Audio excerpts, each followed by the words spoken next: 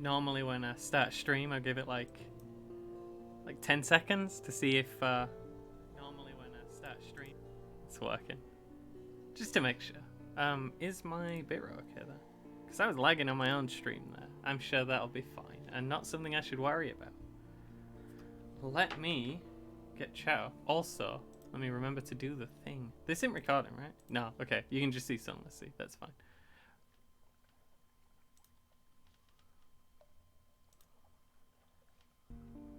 Whoops. Hang on. Okay. That should be fine. Sorry about this, folks. So, this is a game that I have had for a while, and I've wanted to play for a while. But for some reason I never started it. Tonight seems like a good opportunity. Might be a short stream. I've got to save my voice for the upcoming battle. Last time I streamed for a little bit long and didn't hydrate enough. It was destructive. I believe I don't even know if I fully started the game. We're gonna start a new game. I've heard this is good. I've also played a bit of Fallen London in my day. And Fallen London was it's excellently written. So, hoping for more of that.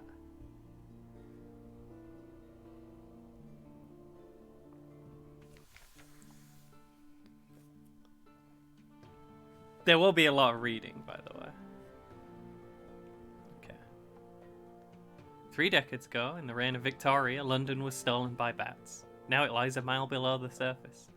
It was dreadfully inconvenient for everyone, but it opened a vast black ocean to you. Welcome to the Untersea. I believe this was the result of a war with hell that didn't go very well for the Londoners. Let's choose a past.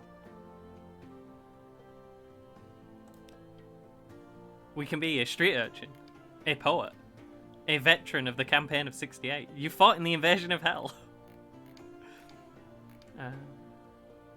Can be a priest or a philosopher. I'm leaning towards poet. I mean, I am a barsmith, you know? That's just what I am. Educated and articulate, you seek sensation at sea. How lucky you had a legacy to spend. Your long-vanished father had a rich patron, it seems. Give you a bonus to pages, the skill of trickery and knowledge. Sounds good.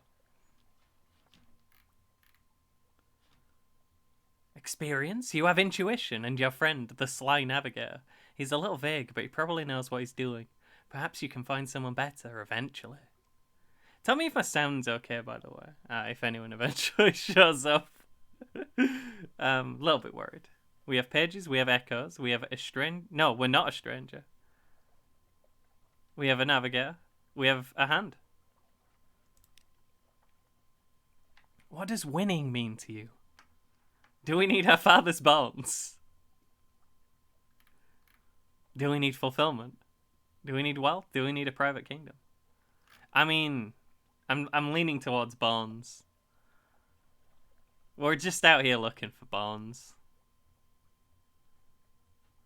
Yeah, these other things are silly. We need those bones. What? Why even ask? It's obviously bones. Find where he fell and bring him home. When you found your father's bones, you can retire to victory. Explore Fallen London to find your first clue. Not sure how legible the text is on the screen, on the stream. Probably something I should have thought about. Can't read it on my phone, that's to be expected. Legius! Have you played this one, Legius?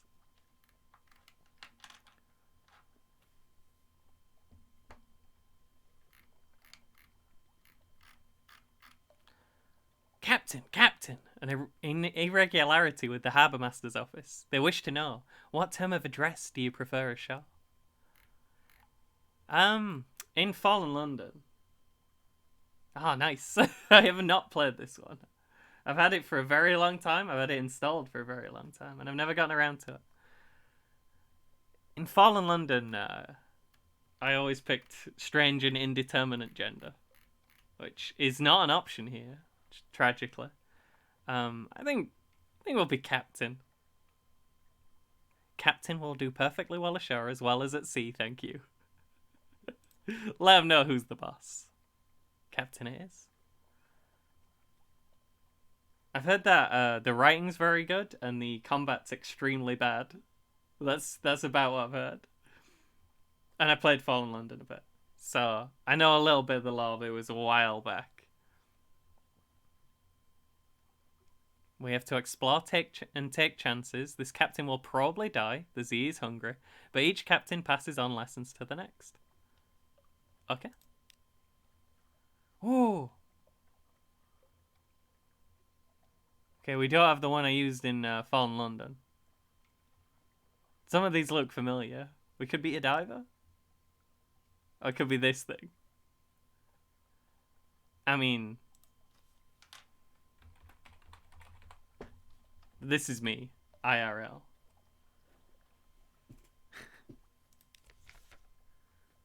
We gotta find our father's bonds, Legius.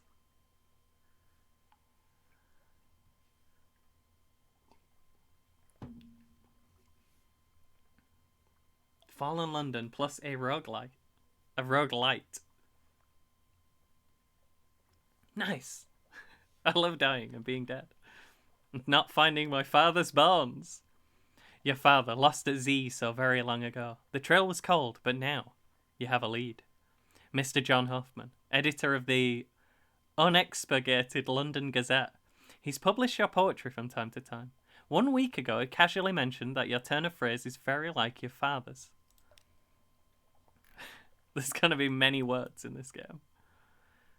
Huffman, a coffee at Caligula's. Huffam curls his fingers round his steaming cup, a protection against the dank cold of the morning. Oh yes, I knew him. A man of some talent, your father. But he turned that talent to, love poetry. Ghost writing it, if you understand me. And, as you may know, love poetry draws the attention of a particular power. He glances out the window. You follow his gaze to where the spires of the Echo Bazaar rise above London. Huffam leans forward. The masters of the bazaar, he says very quietly, took an interest in your father.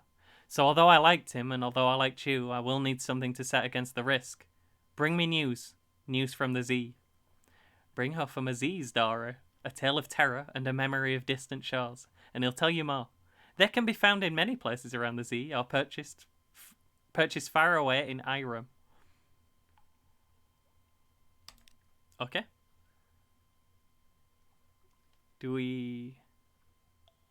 What do we do? Fallen London, deep, dark, and marvelous. All voyages start here, and this is where successful voyages end.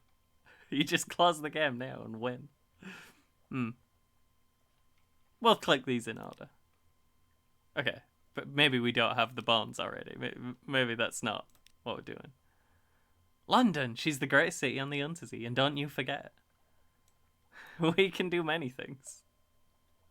We can have a Blemigan Gallivanta. Do we want a Blemigan Gallivanta?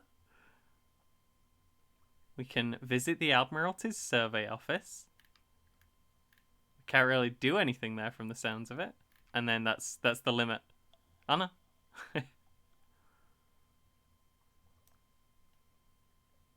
We have 77% chance of being able to hire more crew. With money and less than 9 crew. Just do whatever, try not to die. Good advice, just generally. We don't seem to need to do anything here now. I mean, I do kind of want a Blemigan Gallivanta. Let's adopt a Blemigan Gallivanta. A Blemigan sits atop a splintered crate, clicking and whistling at captains as they come near. What is a Blemigan? A polite bow. You extend your hand and the Blemigan leaps on. Its tendrils entwine with your fingers, and it chitters quietly. It meets your gaze and bobs its dome in greeting. It's very small. Is it old enough for naval service? You're pretty sure its moustache has been drawn on in pen and in an attempt to look older. As you approach your ship's gangplank, the creature flutes and vibrates with apparent happiness. The boatswain winces as you bring it aboard. We've acquired a something. We're already doing very well. Do we need advice? On endings, on beginnings, on exploration, on mercy.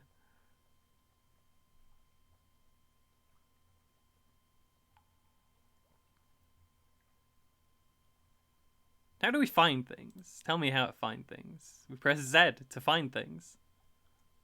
Good idea. Just do this quickly. Talk to people. That's good. Good advice. Why is on... Okay, is this just... You can turn it off. Permadeath mode. I will read as many things as seem relevant.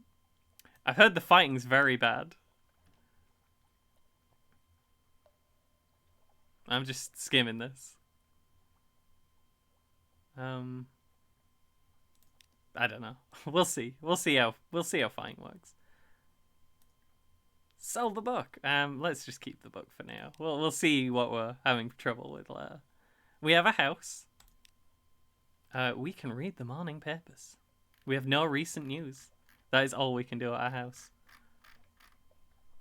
But we might as well. The Unexpurgated Gazette, the magazine formerly known as the London Magazine, the Spiteful Trumpeter News. Oh, the Spiteful Trumpeter, full stop, news. News from abroad. The Khana is threatening war, they always are. London's colonies on the Carnelian coast want independence, they always do. The Untersee, the paper's report, has undergone another alteration. Not yet, it hasn't, you'd know. Oh, a promotional coupon from Miss Plenty's Provisioners for a half cask of salt herring. You could use that. Excellent. We get into supply. And someone wants to board our ship. An anxious university student wants to board our ship. He has no money, so the other captains have no interest, but he's a passionate youth and promises that his studies on lawn flukes will be rewarding enough.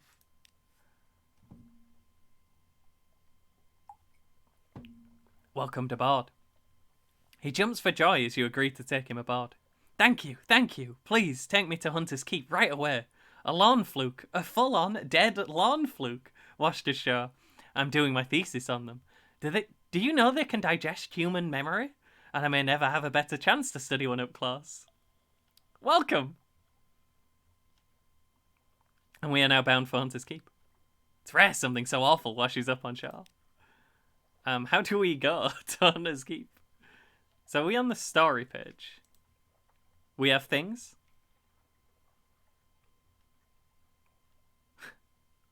We have gun, we have engine. Important, I imagine.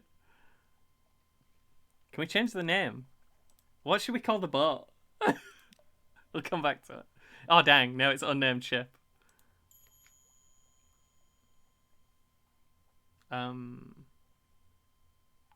Oh, we're in the tutorial now. That's fine. Should I have, like, not X'd off the tutorial? It's fine. We gotta find our father's barns. We don't have time for tutorials. We have officers. Can we put the Blemigan Gallivanter in charge of anything? No. Oh, hang on. We got a ferret and a Blemigan. I mean, this thing's better than this thing. That's fairly obvious. And we have a Sly Navigator. Competent? Probably. Trustworthy? Possibly. Can we sell the ferret? There are many shops. I'm tempted to sell advice for captains. It gets you quite a lot of money.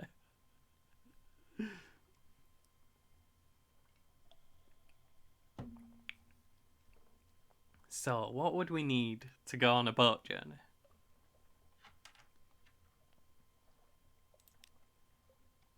Wait, we can buy ship lights. Okay. We can buy engines. We can buy people. Weird. We can buy bits of gun. And full gun. We can buy a bunch of stuff. Wine.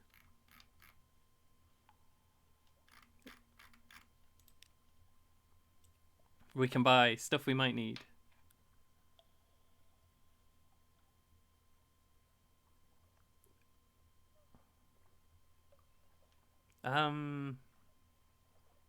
Flair seems important. I don't know.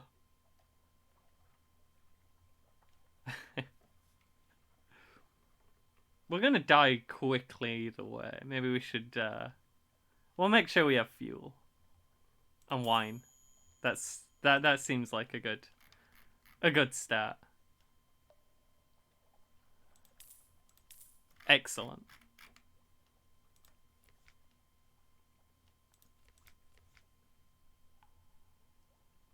Can we explore London?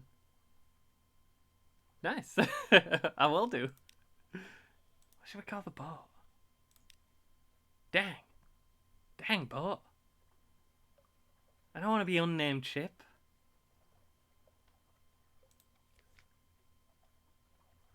We'll pretend we called it unnamed ship on purpose. Maybe that's fine. We can buy a worse ship if we want. Oh no, we can't.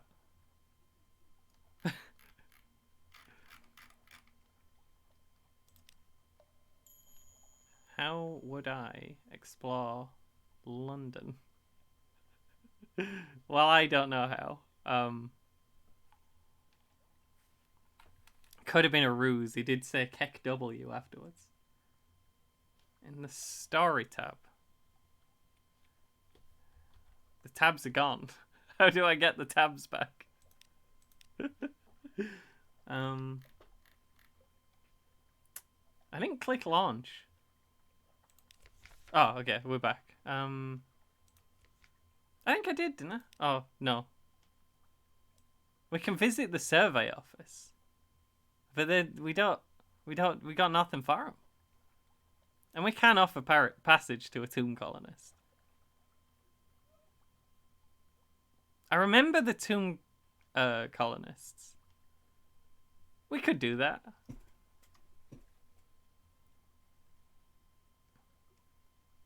Sure, why not? It's oddly difficult to die in fallen London, but when a Londoner is too tatty and wretched to live, they wrap themselves in bandages and take ship for the tomb colonies. Your crew can't these ones aboard in padded coffins. They'll sleep there until the journey's done. We now have a tomb colonist. Technically passengers rather than goods, but you'd never know it to talk to them. We have to take him to Venderbright. Well, I think that's about all we can do here. I think it's time to go. So we want to go north and also east, I guess. And we want the bat to tell us where to go. The bat has gone back to London. Goodbye, bat.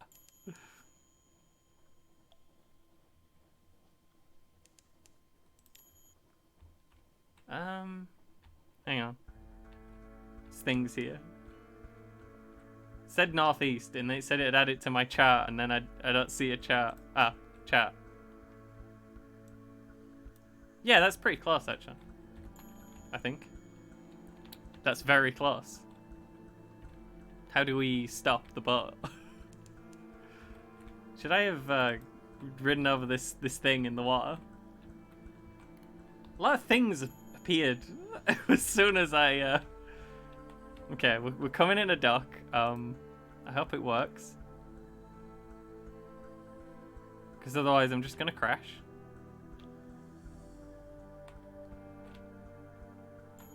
Can we stop the boat now? How do we dock? Is docking a thing?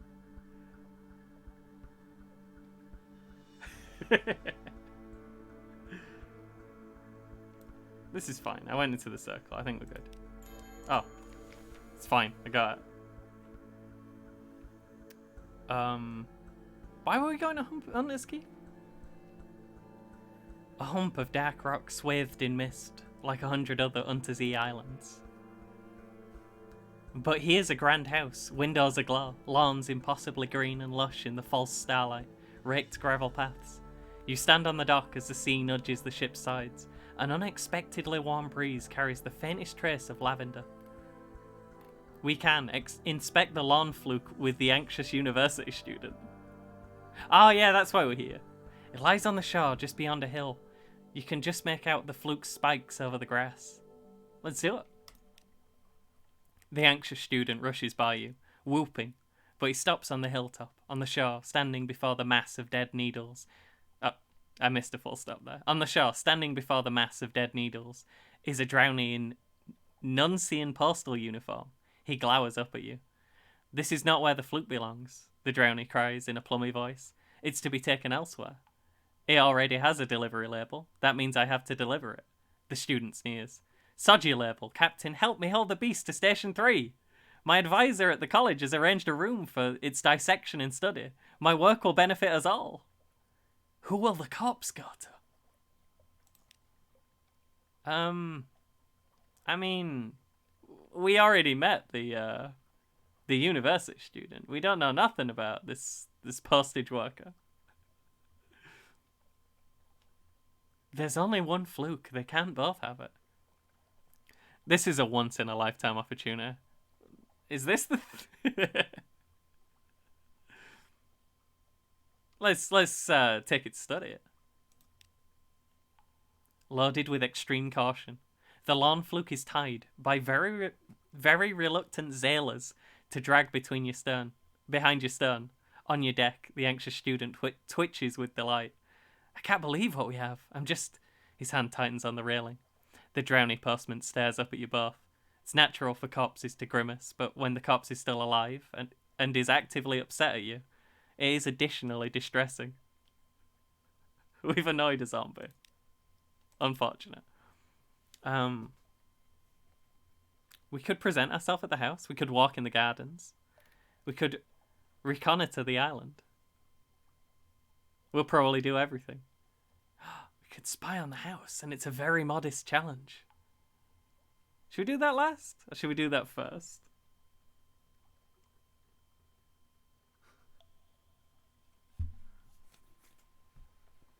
I'm gonna take a quick break, actually, and then we'll decide. I'm very wary about running out of drink today, because last time I did not hydrate enough. Terrible. Almost lost my voice.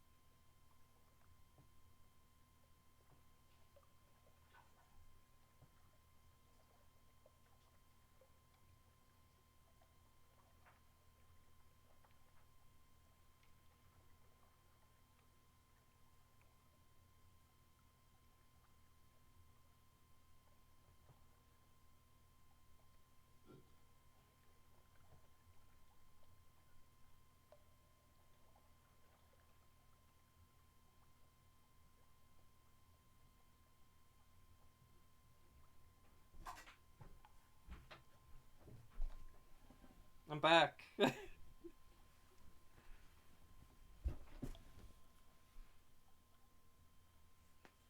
Hydration is part. Okay? Turns out if you talk constantly for 4 hours and you don't have anything to drink for like the last 3, it's real bad. It's not a good thing to do. It's a bad idea. I just made sure there's more drinks around me at any given time today. Especially when I've got a battle upcoming. A rap battle. Lyrical combat. And I'm coming in with a busted voice. It's just not the done thing. Anyway, we're going to go from the top down. They will have heard your ship come in. Why hide?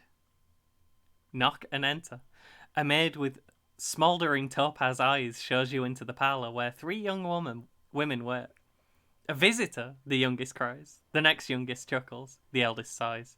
Do excuse the indecorum, she says. Visitors are rare. You are very welcome. I am Cynthia. The noisy one is Phoebe. The cheerful one is Lucy.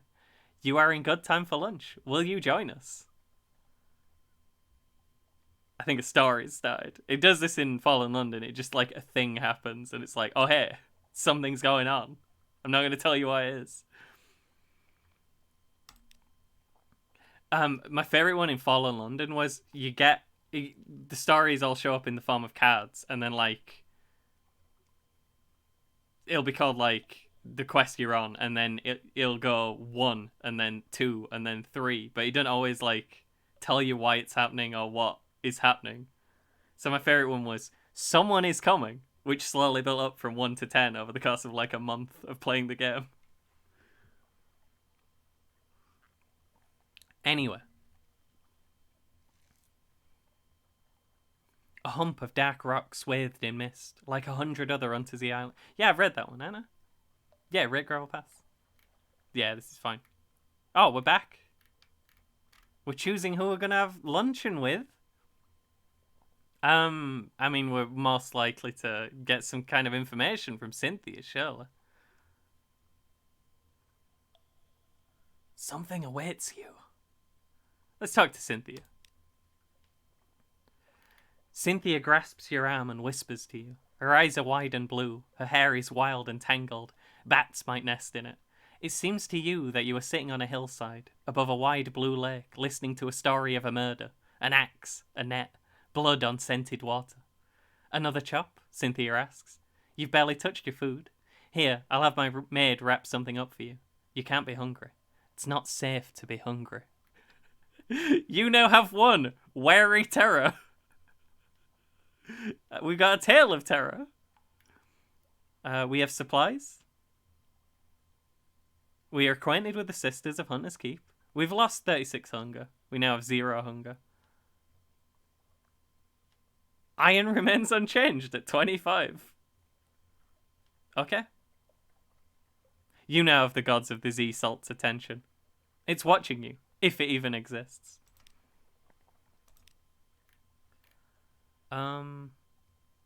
Oh, we did change all the things we can do.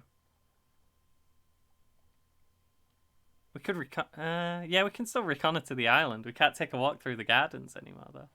And we can't do the one that we're actually a test. Shame. I have to keep in mind that the options are probably going to go away once we pick one of them.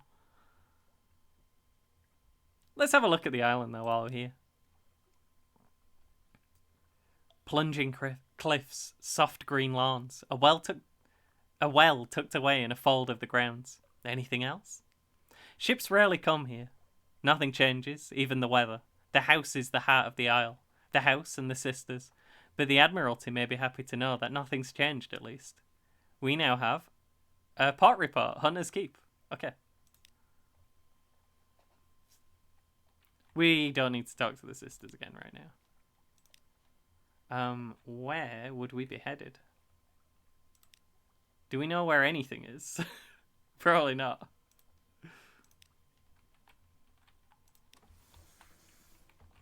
Let's send the bat out. Wait, we're going northeast. No, we just went northeast. Did the bat see anything? Something over this way.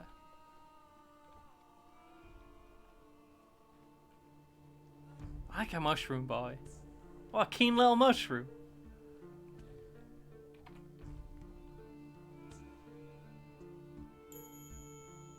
A tutorial for terror just appeared in the corner, so that's interesting. And we got a couple of islands. What are these little things? Should we crash into the little things? Should we avoid the little things? Let's slam the boat into the thing and see what happens. Ah, it just bounced off. Okay. This is fair. Good signs. They are boys. Depending on the place in the world you're at, there could also be buoys.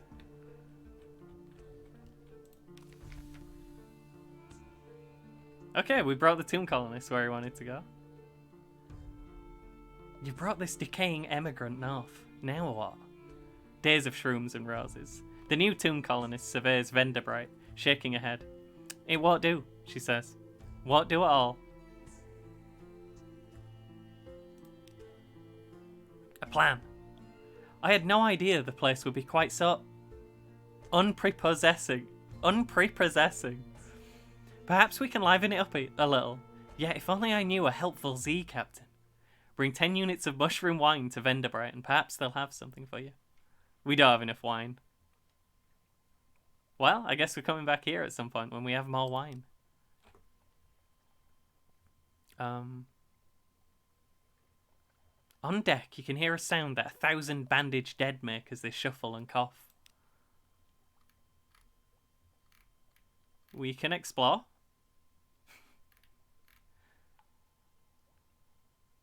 I think in Fallen London, if you ever take too many injuries, you briefly become a tomb colonist. But not like... You never go all the way to the colonies. The best one is you can die of scandal in Fallen London.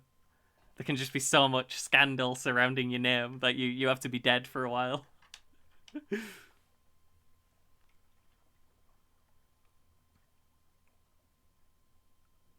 We should visit this curator. I'll gather gossip first. We'll go to the curator because we might not be able to gather gossip afterwards. Z Captains. The first curator gives audience.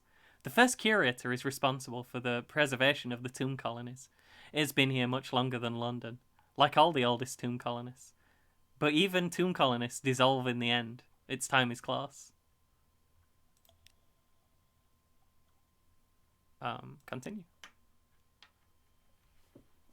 No more light. The Abesquius steward cautions you. The curator is terribly afraid of moths. He opens the door and you step into near darkness. A pair of luminous lamplighter bees buzz in a latticed ivory tube. There is no other source of light. A bandaged shape no larger than a child lies crumpled on a couch. It lifts its head with obvious effort. It takes several seconds for you to distinguish its voice from the soft buzz of the bees.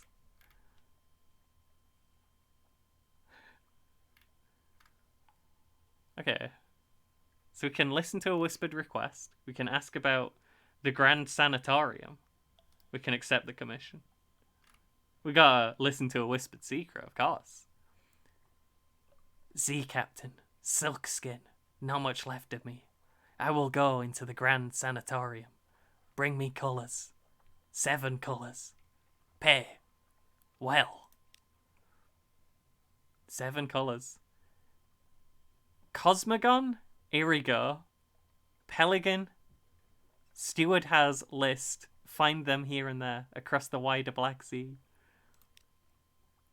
Okay, we'll give it a go. We can ask about the Grand Sanatorium. I'll try and remember that I'm doing the voice, even if he surprises me with very long words. Oh, Silkskin, you don't want to know. The chuckling becomes a cough. We don't die here below, not unless we go to sea. So we needed something else, somewhere to end. Okay, we'll accept the commission. Thank you. This poor flesh thirsts for colours. It collapses, rustling, back onto the couch. Even the effort of speaking seems to have diminished it a little. The audience is over. As the door opens, it shrinks from the finger of light that reaches across the floor. Outside, the Abesquius steward nods. The book? Yes, the book. He hands you a slim, illustrated volume. The curator is old as dust. We'll all be grateful if you do it this one last favour. We have a book. We have learned of colours.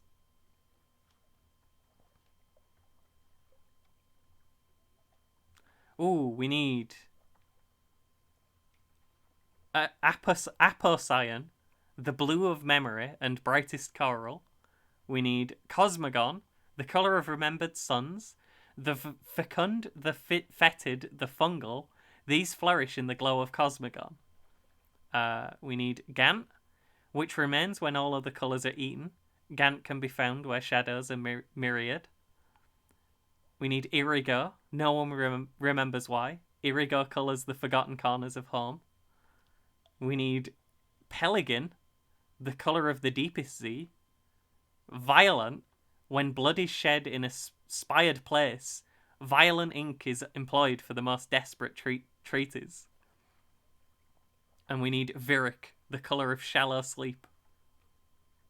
Okay. We now have one of this, The Neathbow, a book for children. One page is devoted to each of the colours of Neath, which are not found on the surface. we can still explore. We don't need to visit the curator again. We'll gather gossip first in case we lose the opportunity to explore. Gotta make sure we know who's who.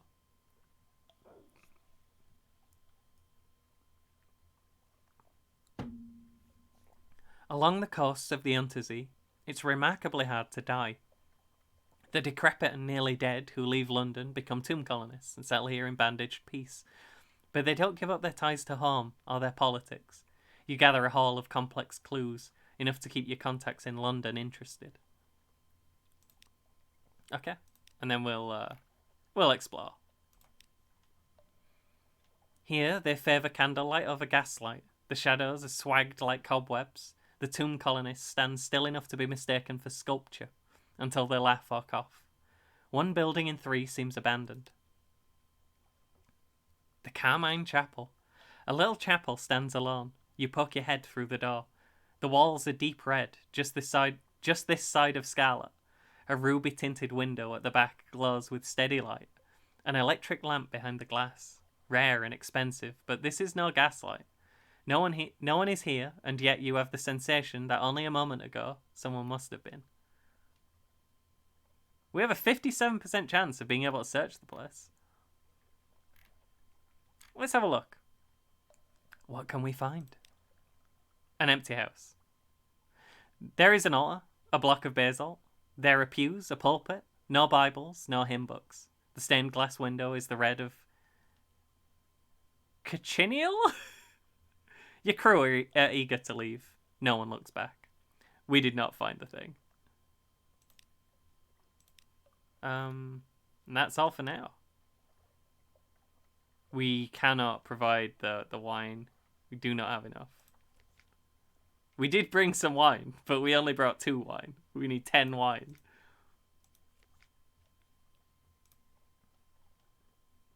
We can sell wine.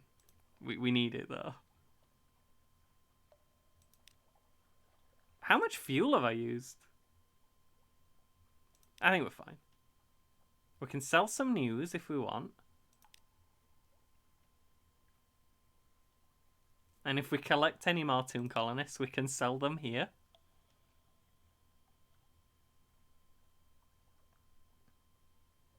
Should we sell the recent news, or should we hold on to it? How much money do I have?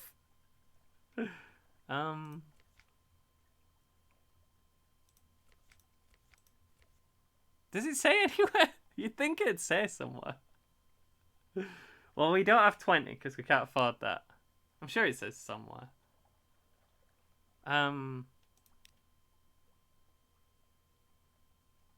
We could sell some news. We don't need news. I mean, we do need news, but we don't need... I mean, we can find new news. That's what I meant to say. We could buy a fuel now. I think we're good on fuel, though. Let's just head on out, I suppose. I'm just... There's lots of bought things that I don't... don't fully understand. We cannot afford this boat. Anyway. Let's see where we can go next. We'll find new news. Kind of want to keep heading north, just because that's what we've been doing so far, and it's been working out for us, presumably. We do have a hungry crew. That's... Things are happening. What am I fighting? The bats? Are the bats here? Bats. Oh no. Bats. Hang on.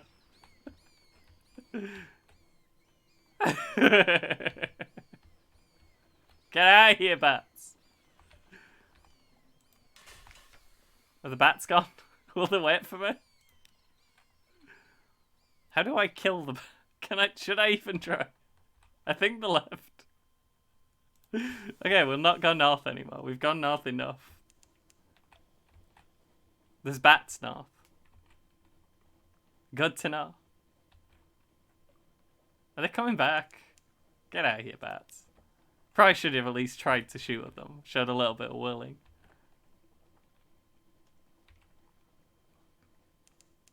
No islands in range.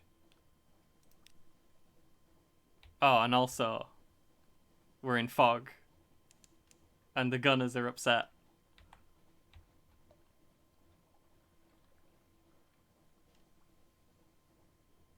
Did we stop being... Oh, it just the supplies when it goes. We only have 3 terror, but it's going up. Where am I? Is there anything here? Well, there's definitely something here. Although the bat doesn't like the island. Apparently there's no pop.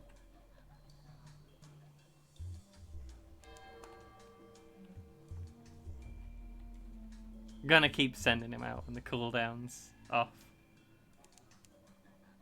This bat's terrible. Wait, there's an island here.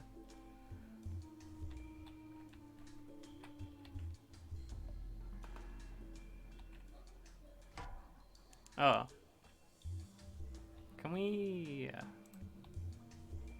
do we have means of fighting this jellyfish? Maybe no one needs to fight a jellyfish.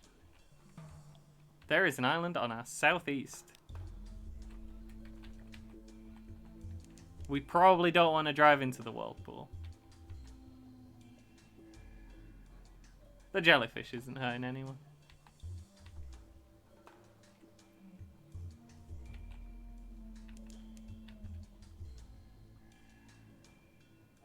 Saints Haven.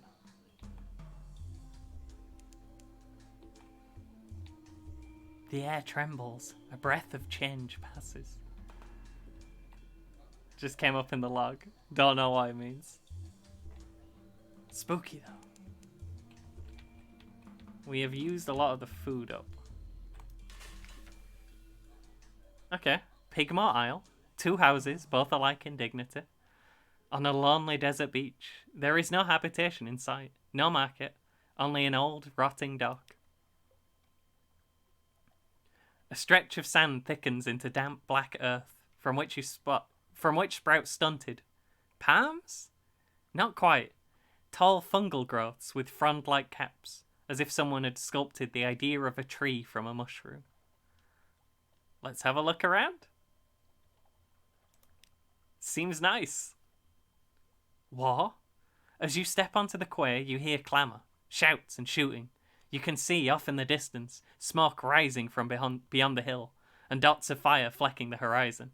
2 tiny figures stand a little further down the quay, unmoving, as if awaiting your approach.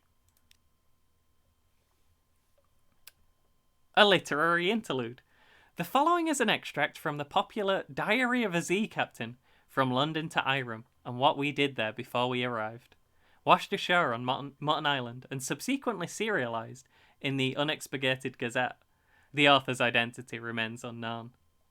The tale of Pigmore Isle, in which a delegation is made, a choice is presented, war is declared, a most singular treasure is sought by all, and a new empire is founded with tooth and claw. Chapter 1. The Delegation. The figures were rodents. To my left was a ratus faber wearing goggles, a blacksmith's apron and an assortment of tools. To my right, an unusually large guinea pig, wearing a helmet and breastplate reminiscent of nothing so much as the high Middle Ages. The rat stepped forward first, and bowed. Welcome, Captain, to Rat Star Island. I'm Edgar, 2nd Chief Engineer of the 3rd Rat Brigade. I invite you to avail yourself of food and fuel at our expense. The only cost to you is a choice.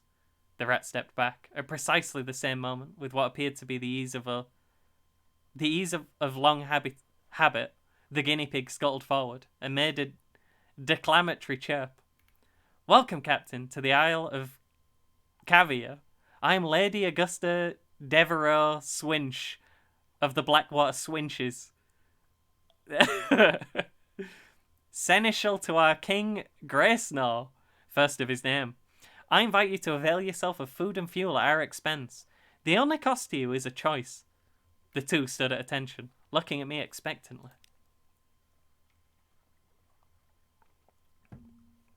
The two remarkable rodents sat, squatted, both seeking my support. I knew I had to choose carefully. I spoke to the chief engineer. His eyes had a wave-cold glint to them, and he wore his scars like jewels. A rat in the making. I asked the chief engineer to elaborate. He looked at me for a long, measured moment before speaking gruffly. Welcome to the island. Welcome to this island. No, we came to this island to make a home for ourselves, away from London. It's cats and snuffers. It's rat-skin suits. We came to live as citizens of our own republic. We came with our tools, our teeth, our clever hands, and we made a beautiful city by the light of the rat star that shone bright and blue on Mount Ararat. The chief engineer nodded towards the distant hill. One day we braved the depths of the chicken woods and found the top of Mount Ararat. We plucked the rat star to be our light, our beacon. But the pigs of Cavis saw the light, and they lusted for it. They sent armies to rule us and steal our star. We will not permit them to take what is ours. We will resist them to our last breath. Will you join us in defeating them? Okay, Legis is explaining how guns work in chat. This is important information. Do I have to say, the text is a little small. I'm a little bit dyslexic, so I'm tripping over the words a lot.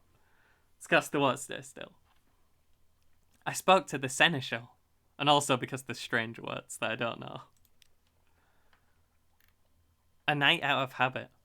The seneschal cleared her throat with a delicacy to rival the Duchess's own before speaking. Grace nor the king, our lord and sovereign, full 7 months had sojourned on the sea, conquered this land, and won the southern main. Now no fortress against him shall remain, no city walls be left for him to gain, save the rats that squeak behind mountain. Unlikely was the lamb of our deliverance, assured shall be our glories and their fall, when Our Lady's eye restored to be to our hall. The seneschal composed herself, then added, We saw the truth and beauty by the light of Our Lady's eye on Mount Caveat. It's Caveat. But the rats, with their guns and their chatter and their peasants' politics, stole it from us. We will subjugate them and take it back. They are a rabble, and we will rule them with the steel-shod velvet of our paws. Will you join us? I had heard more than enough. I was ready to make my choice.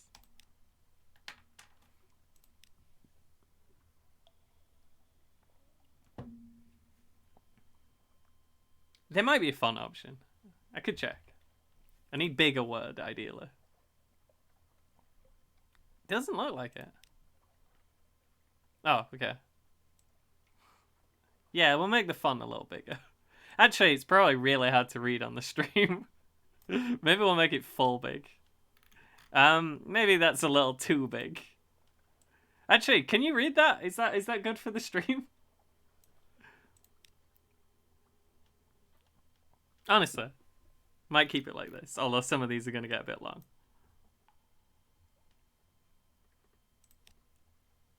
I assume the writing was unreadable before.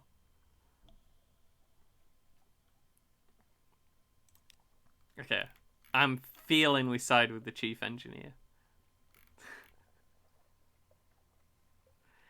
Although, we do like rat skin coats. I don't know about this piece. I don't think that's happening. Another one of my favourite acts that happened to my fallen London character was when rats attacked his house. Terrible things.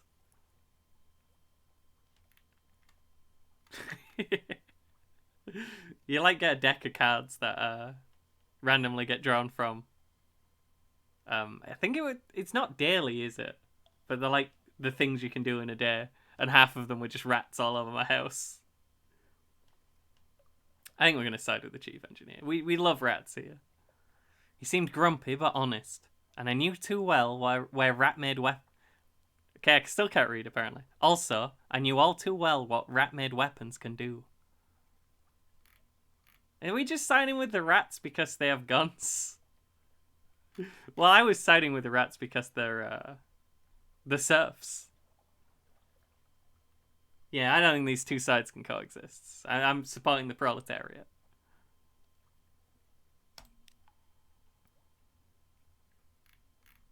A friend to rats. I extended a finger to the chief engineer, who shook it grimly. The seneschal hissed and chattered her teeth in disgust, but kept a distance. You've made the right choice, said the chief engineer. Let me show you around. We've gained one fuel, we've gained one supplies. An occurrence. Your memoirs, a rat in the making quality, is now one. You chose to help the rats. We've cast our lot with the rats. Whoa.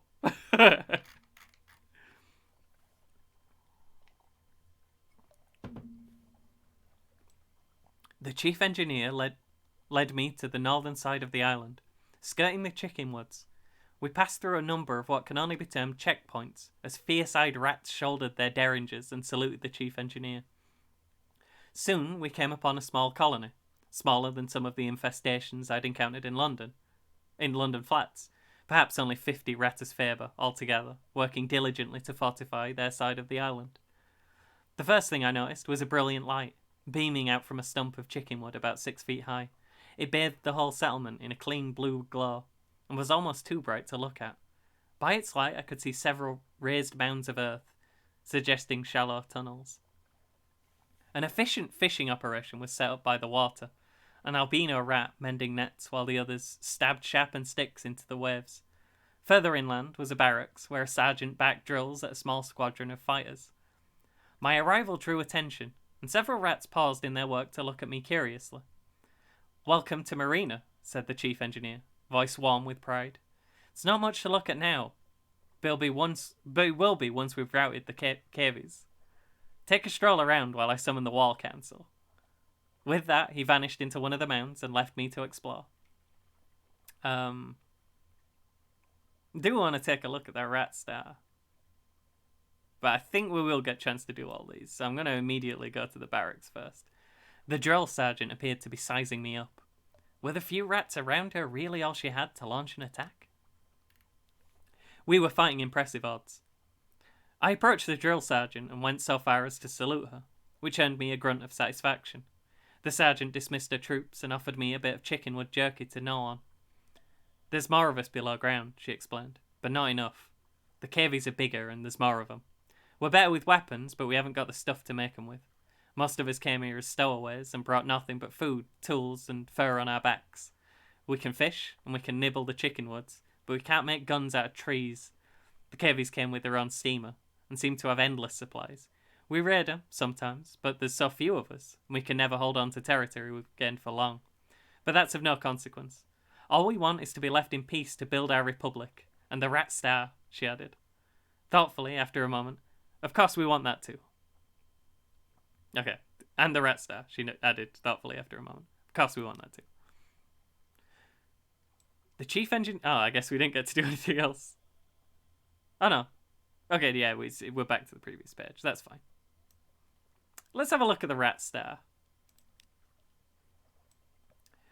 An excitable-looking rat was peering at you through smoky goggles, twitching her whiskers and making notes on what appeared to be real paper.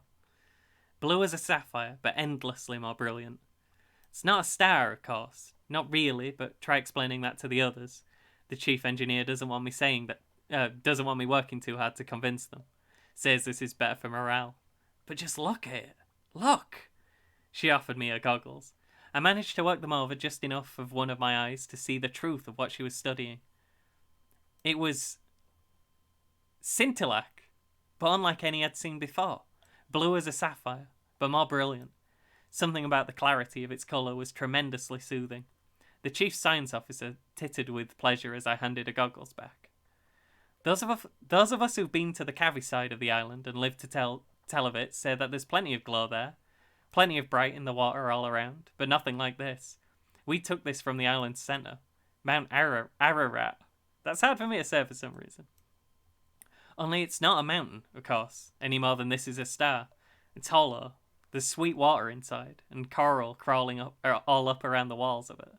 But nothing that glows, save this. It's ours now, and no one can take it from us. I headed down to the beach. Who ever heard of a rat mending a net? where the green billows played. An albino rat smiled up at me from his mending work, looking dainty and a little shy. Chickenwood floats, especially when it's dried out and sealed, so we're able to paddle out a bit and cast our nets. We come up with all sorts of things. Blindfish, crabs, sometimes a chunk of broken tentacle. But the fishing would never be so good without the rat stuff. He beamed. I think it only draws good fish and keeps the scary ones at bay. I know the chief science officer doesn't believe it, but I do. That light is our livelihood. We have finished our exploration. The bells of the War Council rang. I was summoned. We're gonna have another quick break.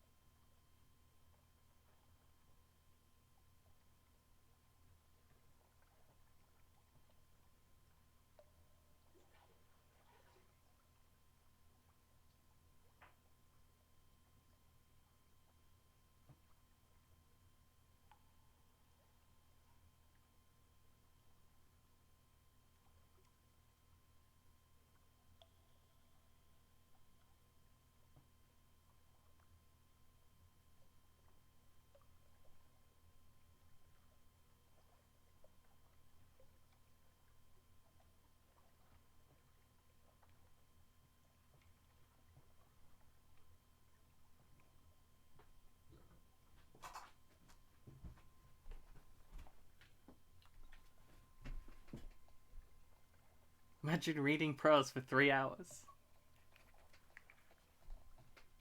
Do you know? Genuinely, one of the people I follow on Twitch just started doing streams where he reads, like... He read all of Les Miserables. He's like one of my favourite streamers as well. And then,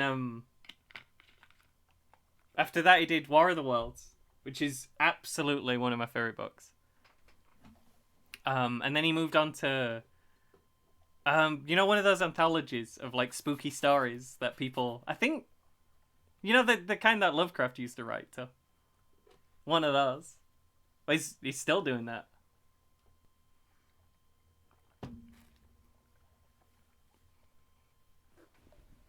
By the way, Eligius, all these rats. we'll stop and look at Shogi stuff if you want. But all these rats got me thinking, have you ever played Blood Bowl? You'd either like it or hate it a whole lot. It's extremely good, objectively, but also you might love and despise it. It's got rats in it. They're very annoying. But also frequently dead.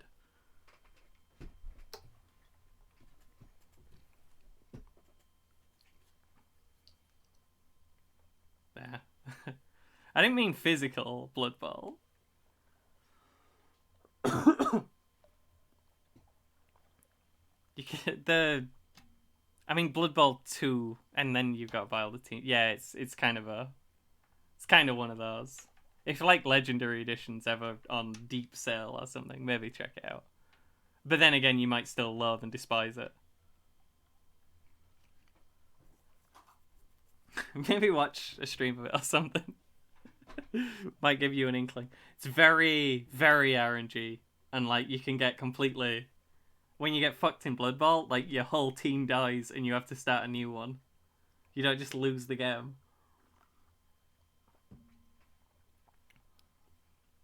Although sometimes you do just lose the game as well. There's it's always a spectrum. Anyway. Chapter 4. A Vital Enterprise. The chief engineer emerged from underground with a motley assortment of other rats. He introduced them as weapons experts, strategists, and field commanders. So you're going to help us beat the cavies, he said, a hard edge to his voice. But how exactly? We've not got a lot. We're not... But I feel like we should be offering strategic assistance. I feel like my guy would think he knew a lot more about this than he did. We can just try and take control. The choices are: I offered my strategic assistance. We engineered a distraction. That the LBs could use to plunder the Cavies ship and turn the tide in their favour. Alternatively, I determined to take the lead. I had a ship. I had cannons. We would steer her to the southern side of the island and have those uppity... Can't speak. Maybe I shouldn't be reading prose for 3 hours. Steer her to the southern side of the island and have at those uppity animals. We've got an equal chance of doing both. I think we're just gonna sit everyone down, get the whiteboard out, and just, see what happens. Go with the flow.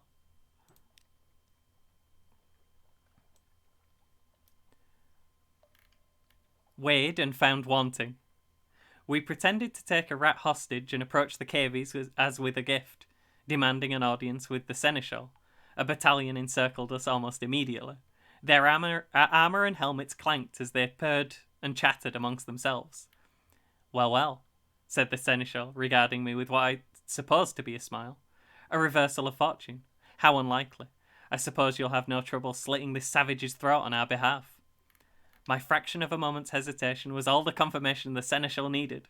See to the ship, she snapped, and half the party scurried to intercept the rats skulking aboard it, screaming war cries that curdled my blood.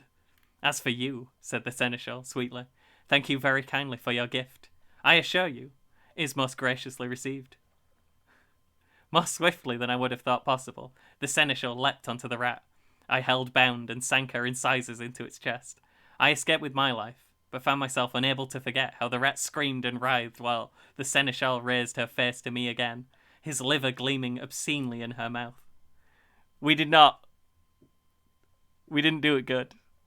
We've gained terror. We are now wary. We tried. Should we try the other thing? I think we made the situation worse is what we've done. Well, we did all we can do. Let's leave him to it. I had nothing to offer but my advice. The king took it, in desperation, if not in gratitude. A charge! The Cavies had the advantage over the rats. To prolong this much longer was a sure path to defeat. I advised them to put everything they had into one desperate assault on the beached ship. Unhappily, they concurred. The sound of gunfire and screams echoed as far away as my ship, where the crew and I sat and watched. Few of the rats that marched forward that day returned to the light of their precious rat star. Those that did returned bloody and shaking, yet in triumph. It was as much as they could have hoped for, if had to call a victory. We did it.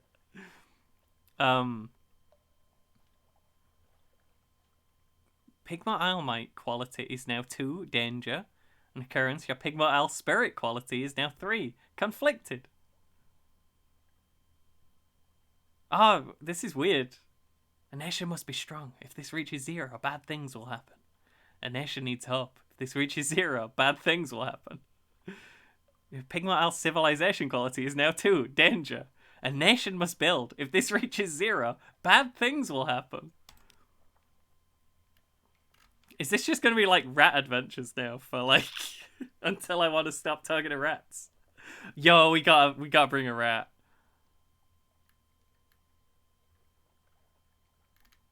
I don't know about that. I don't think we need to talk to them. Let's bring a rat on.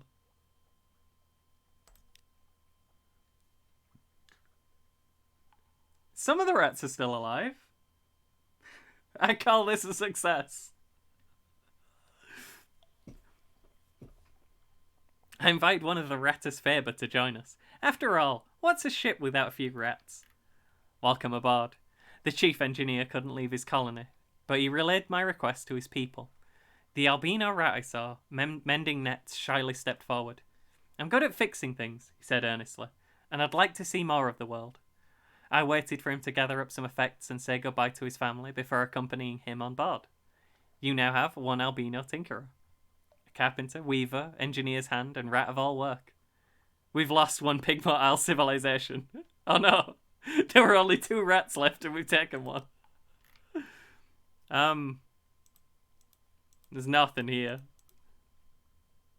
The wide dark sea beckons. We had eaten our fill and our business was concluded. It was time to continue our voyage and see what other wonders and terrors still awaited us.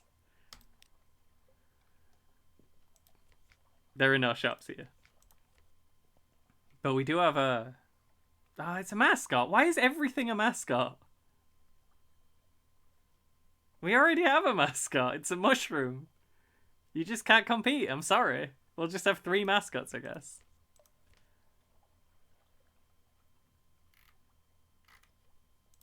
What do we have?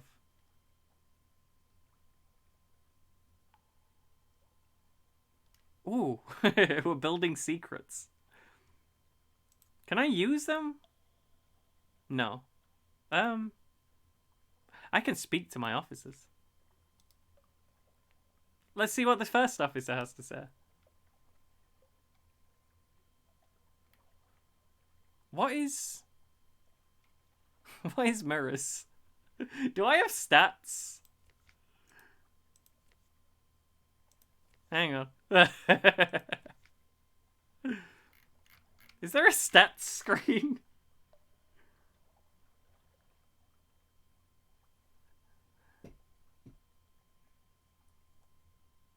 See one of the rats. Oh, eat one of the mascots. I understand. I mean, there's not a lot of meat on him. Maybe. But we gotta see what the first officer has to say. The Z, Captain. Look at it out there. It's not our friend. Don't forget that. Let's increase mirrors, I guess. We have a secret. We can tell him a tale. Tell me a tale, and I'll tell you another. The Z is full of stories. We could ask what he wants. We do want to do this too, I suppose. Yeah, let's see what his deal is first. What does he seek at Z? The Z is enough. But now you mention it, I've always had a desire to see Frostfound, the place where the Z rises to become a castle, the place where questions and riddles do battle for truth. He sighs dreamily, but he's watching you carefully. Yes, Frostfound. It's in the very north of the Z, past the bats. Terrible. We're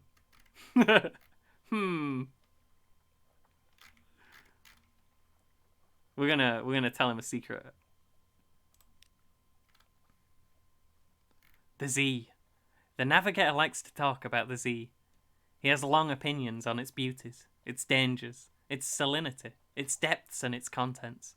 And the rest. Every other sentence starts, the Z. Z, Z, Z. After a while you reach the point of semantic satiation. Jesus. After a while you reach the point of semantic satiation. And the word Z means no more to you than the word Zop. But you seem to have learned something. Apparently we learned something. We now have 26 mirrors. Perfect. Perhaps not. Along the top. Oh, this thing. Okay, we have 25 iron. We have 30 mirrors. We have 25 veils. We have 52 pages, because we're a poet. Esoteric, and occasionally practical knowledge. We have 25 hearts. And we have 8 crew. And we have a beautiful, possibly a hat, possibly just an interesting head. I found where the money was as well in the menu. That's exciting. So that guy wants to go north. I feel like doing a loop around and then seeing what's going on in London. Could be a good idea. That'd be a good place to stop the stream if I don't get eaten by a jellyfish or a swarm of bats quickly enough. Oh, you know, at least switch to the the react portion of the stream where we look at shogi things.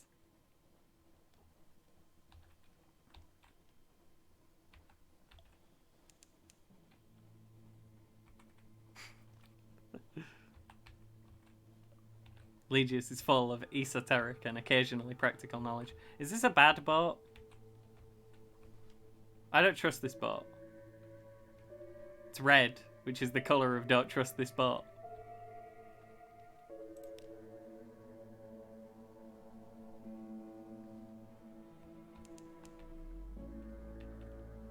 I was hoping for at least another island.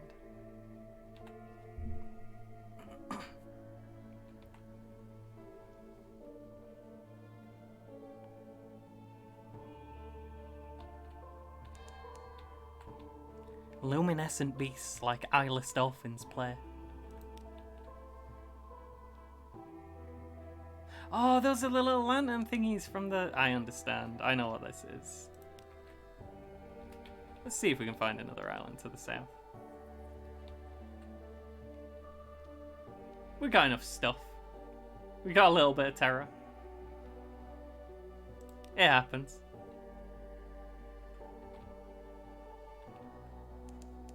Ooh, southwest. Where? Oh, hang on. We have to mark it on the chart. There we go.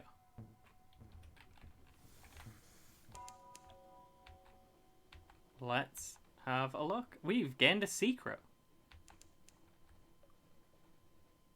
Shepherd's Wash. The salty hinterlands of London, home to hermits, nuns, and shadowy businesses.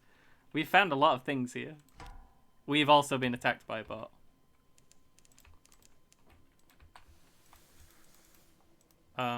Gun? We can win this fight. How much damage am I taking? All clear. He left stuff. We lost... Oh, I didn't lose that much. You've destroyed a pirate steam pinnacle. The ship is yours. What will you do with her? Loot and scuttle her. She's a vile old vessel, and these Z's aren't safe. Take what you can and move on.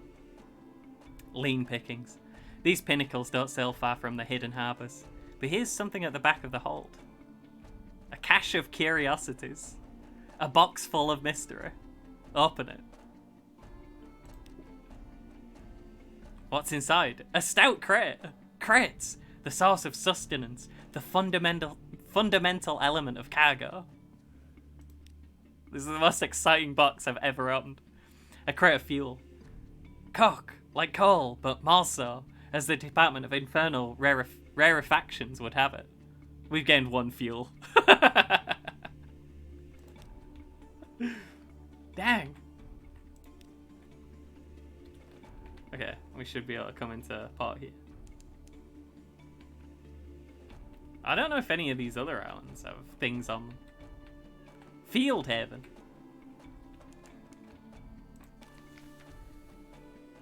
The Shepherd Isles. Course, the bearded watchman tells you. There are no actual shepherds on the Shepherd Isles. Sheep are mostly illegal here. No, indeed, it's just the name of the gentleman that founded the islands. Greybeards sitting in the village square nod solemnly. No sheep, one says, but plenty of tails.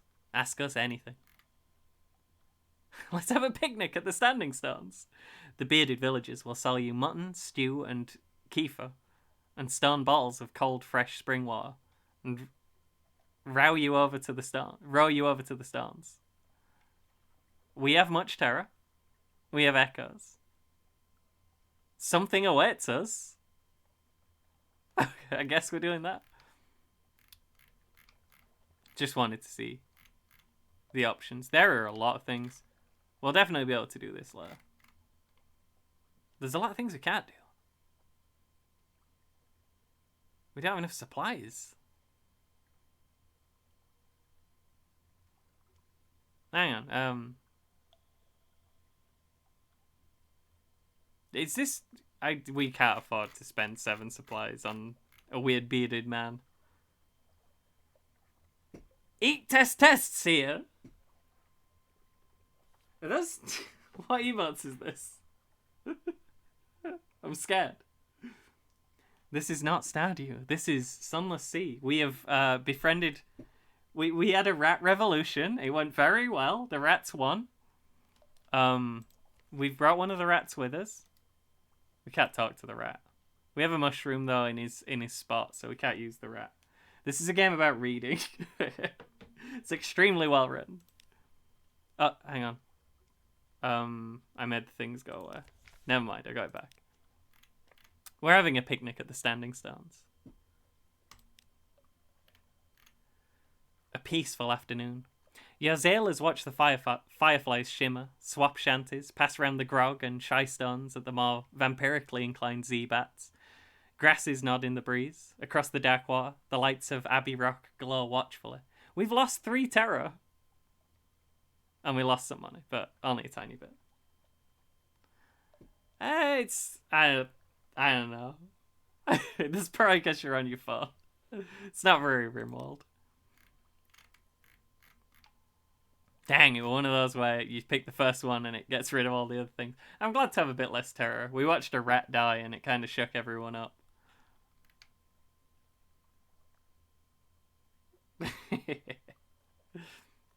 Compile a part report. Oh, yes, my yes. There's been goings on. In the bleak light of the false stars, surface rolling like a porridge pot, up with a roar of steam and flash of fire, 3 windows swimming. Tentacles! And then we saw His Highness.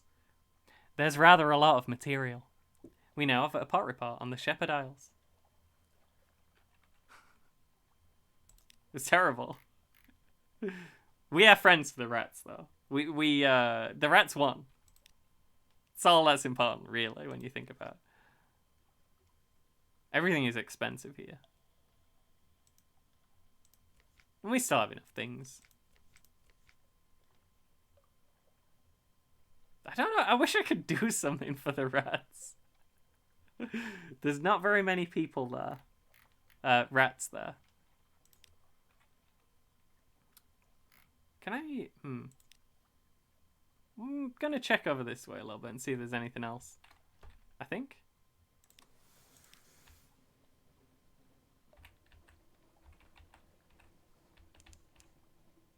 There are no other islands that the bat thinks we can go to. Let's just head back to London and tell everyone what we've seen. Maybe.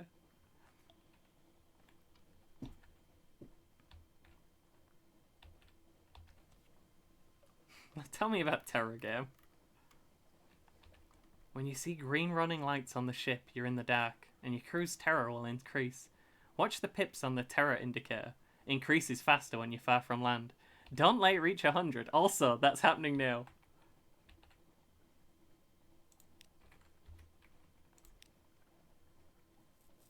This has mostly been a me reading things stream. There's an island to the northwest.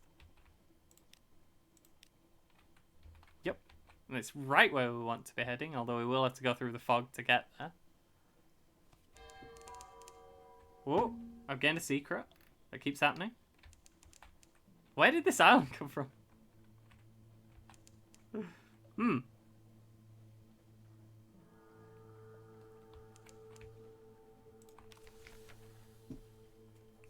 Quaker's Haven. Once this simple fishing village was part of the London suburbs, before London fell and the waters rushed in. By the way, that makes sense. Okay. So we can stop turning the lights on and using all the fuel up, because we're getting a little bit low. And I mean, the sailors, they can take it. It's important information that London had a fight with hell. And it didn't go very well, so London ended up dropped deep into the earth. And that's where we are now.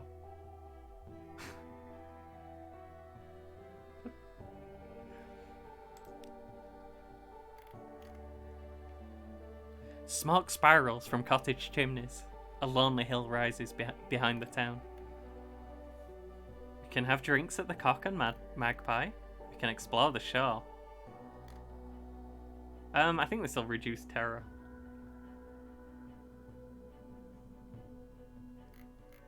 can pick up a wretched mog, but that's just going to be another. We've got a rat. We can't really bring on a cat. Oh, we have a 100% chance of doing a thing. Let's visit the hilltop above town. There's not much wind on the Untersee, but Morton Island suffers eerie gusts and buffets from an inexplicably local fragment of weather, and the air on the hilltop sometimes carries interesting scents. Let's do it. We haven't succeeded at anything yet, I think. I mean, we've already got... Is anything going to top the mushroom boy, the Blemigan Gallivanter, the keen little mushroom? Well, we can talk to... Okay, we'll get to that. Hang on. Where were the thing I just... Whoops. Did I skip that by accident? Dang, what did I do? Hang on. Can I go back to that, or did I just ruin it by looking at the officers? That seems like a bother. Okay, that's bad apparently. Don't do that. Don't do what I just did. Dang. Really? That sucks a lot. Let's talk to the mushroom.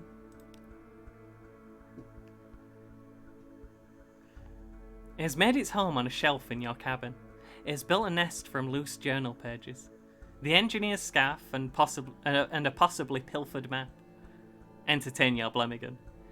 You can see the indentation of a porthole on the rim of its cap. It must have been pressing its face to the windows again. Is it bored?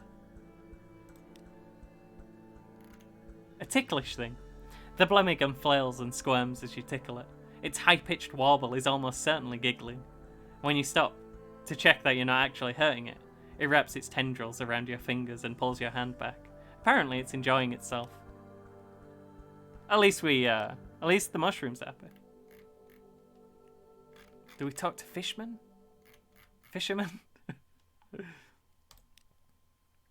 They sail the Zee around the island. They mend their nets by the harbour.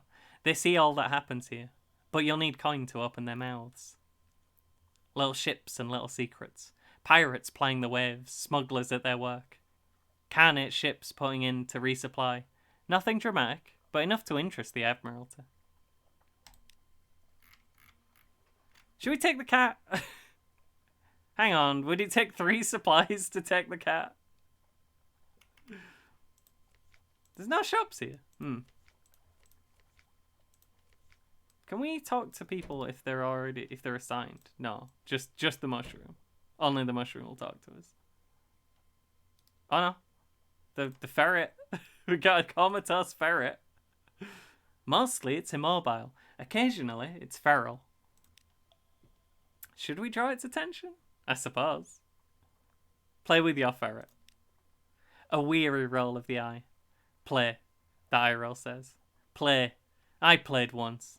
In the happy warrens of London, before you installed me in this floating coffin and made me eat dried food. Damn you, play. It's an eloquent eye roll. We can still drink, so let's reduce terror a little bit. It seems to have gone up since we've been here. That's probably because of the thing I did that I skipped the text for. We probably got things from that. I should not have skipped the text for that. There's only one public house on the island. The Cock and Magpie is famed for its local cider and, of course, Zee food. Cider and cave dory. The trees of the Neath are scraggly and wretched, scraping a living with parasynthesis. But the apples of Morton Island are tart and powerful, perfect for cider. Cider? Cider. The stuff's stronger than it looks. You stretch out in your seat, stare through the leaded window at your safely moored ship, and find yourself whistling. The landlord gives you a friendly grin and goes back to wetting his cleaver. We lost 1 terror. No wretched mug for us. We have so many. We have so many mascots. And none of them are ever going to be as good as the horrible mushroom.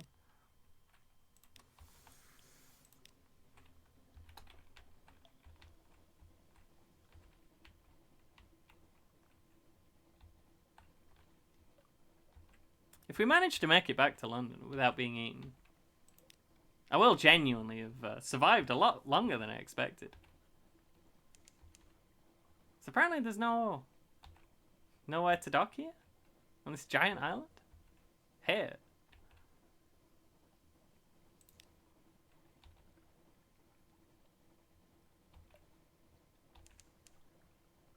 Yeah, I don't like it. My bat does not like it. Seems strange though. It's so big. Oh, okay. Hang on. It's fallen London. Okay, we just gotta go to the right spot. We're already back. Another boat out there.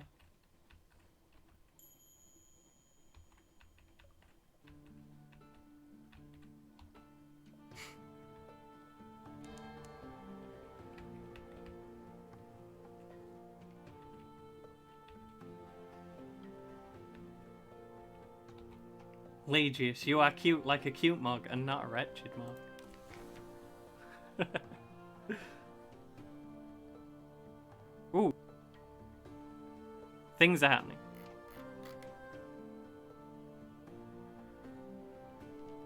We can collect our messages from the harbour master. The lights of London welcome you home. All the clatter and song of the dockside. It soothes us all. Are there messages for you?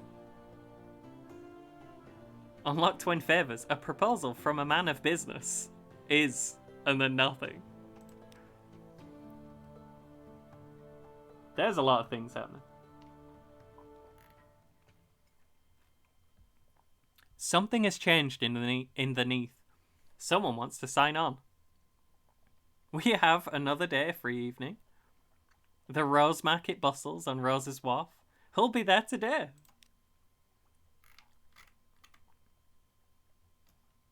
Do we have what our contact wants? I don't think we do.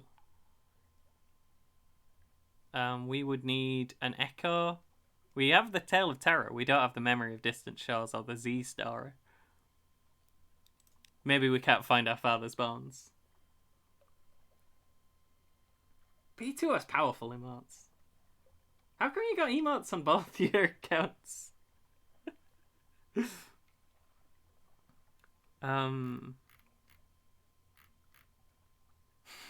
This gentleman with the knife maybe is an occurrence we can't avoid right now. Let's see what he's got to say. A very fine evening to you, Captain. What you might call mentor is very fond of adventurous Z captains, and he'd like to offer you what you might call a dispensation, on account of he is so fond of Z captains.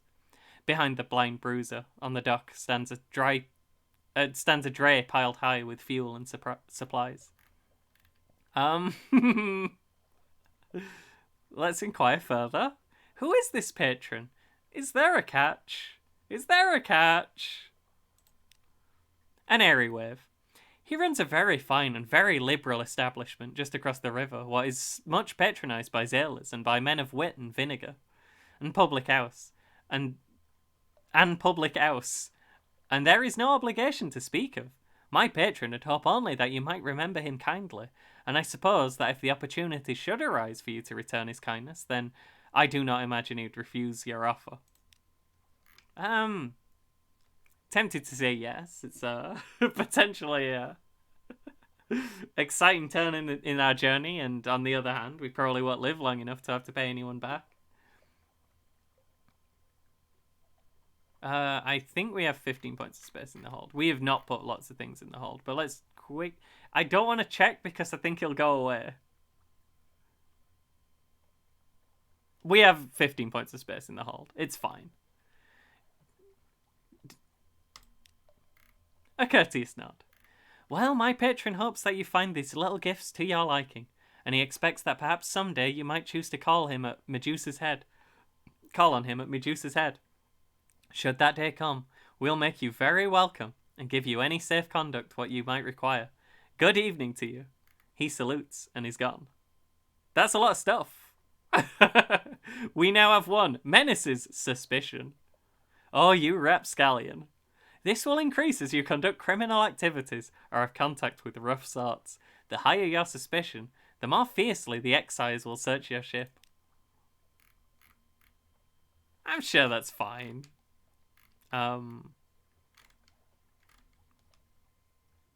Let's just see what's going on around London. Ooh, we can give secrets to the university. The university has an inexhaustible appetite for secrets, specimens, and other tidbits of esoteric lore. Provide a secret to prove yourself worthy of entry. Could definitely do that. We have the Rose Market as a different tab. I think that's probably fine. There's a lot of other stuff, but we can't do it. We will probably need to fix the boat from the gunfire we took. Oh, is this just all of the things? Let's see. Do the secret. I don't know. Actually, I don't want to lose the opportunity to get the new recruit. Hang on. What am I doing? Story. Yeah, we'll see what the specialist surgeon has to say. We want as many crew as we can get. She's staying at a respectable boarding house near the docks and has made it known that she's available for work. We don't have any money. Maybe we should leave that one for now. We can also go to the Rose's Wharf. Do we have anything weird? I mean, we've got, like, you know. We don't have a lot of things. We only really have reports. I was hoping we'd be able to sell some of the reports. Which would probably be the Admiralty's survey office. Let's go there now. They'll pay for information from Z captains. Find out what and how. Yeah, Lee just got. Lee just got me. The survey office pays Z captains a small sum for recent information. Oh, I thought the first half with previous dialogue. The Admiralty's picket fleets and intelligence networks are long gone. The survey office pays Z captains a small sum for recent information. Yeah, we're trading in pot reports.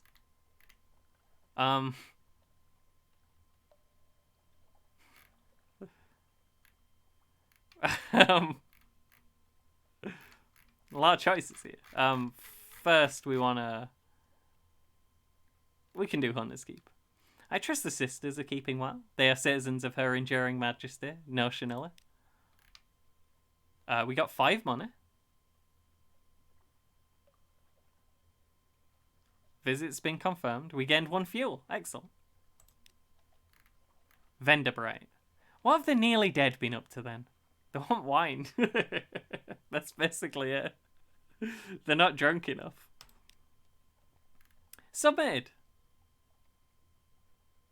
Nothing much happened. They gave us 10 for that, and they gave us another fuel. I'm tempted to try and do it, but you know, there's no way. We'll submit as unsubstantiated hearsay this time. We do hear some unlikely tales of that place. I mean, 18% of the time, that'd probably be better. I've got to tell him about the rats. I'm not certain I heard you correctly. Are you quite certain this is the report you wish to make? So be it. He liked it. We got more Admiralty's favour.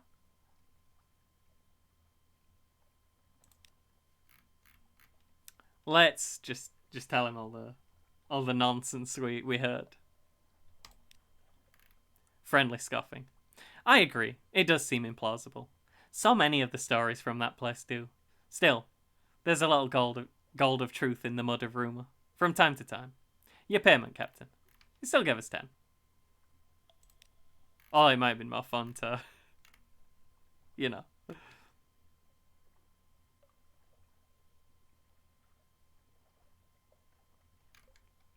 Been trying the original rubbery lumps, have we? Confused. Quick as heaven. Only 5 echoes for that. Ask if there's anything in particular they need. We can do that. And we can talk to the Admiral if we want. We'll see if they need anything.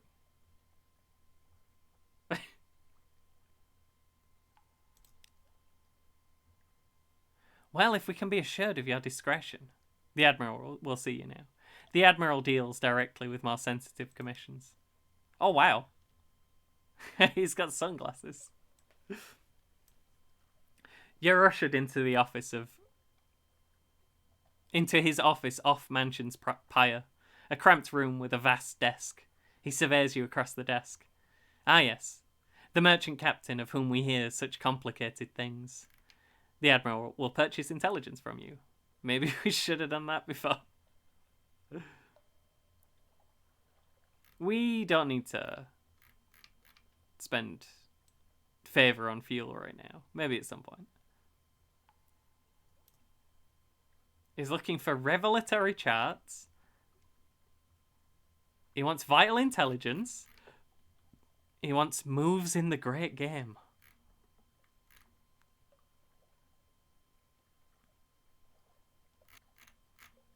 We'll ask him for a commission, I think. We've already submitted the port reports.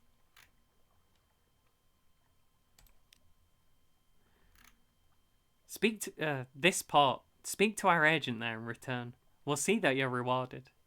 Visit the port below and return to London. Okay.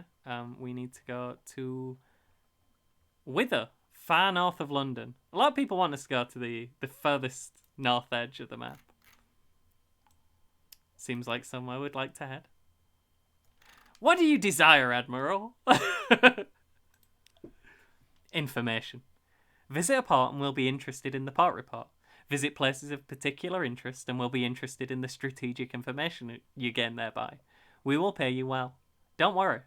We understand you can't be expected to act entirely for your love of the Empire. His lip curls. What's left of it. Okay. Well, let's go back to the docks. The Admiral's room is dark and stuffy. You need Z air. I do want to go to the Universa. Did we lose the specialist? No. No, they're still there. It's fine.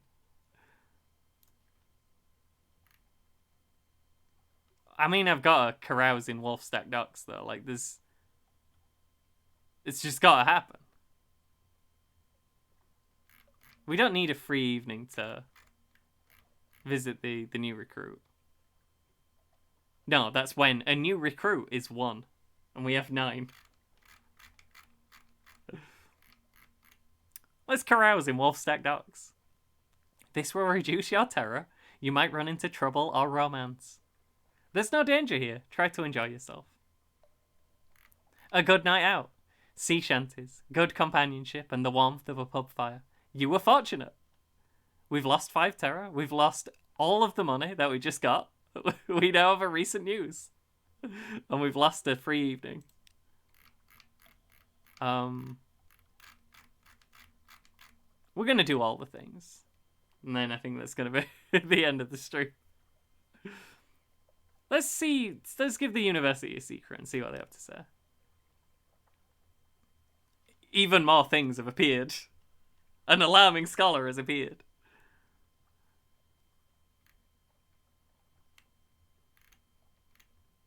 Quite impressed.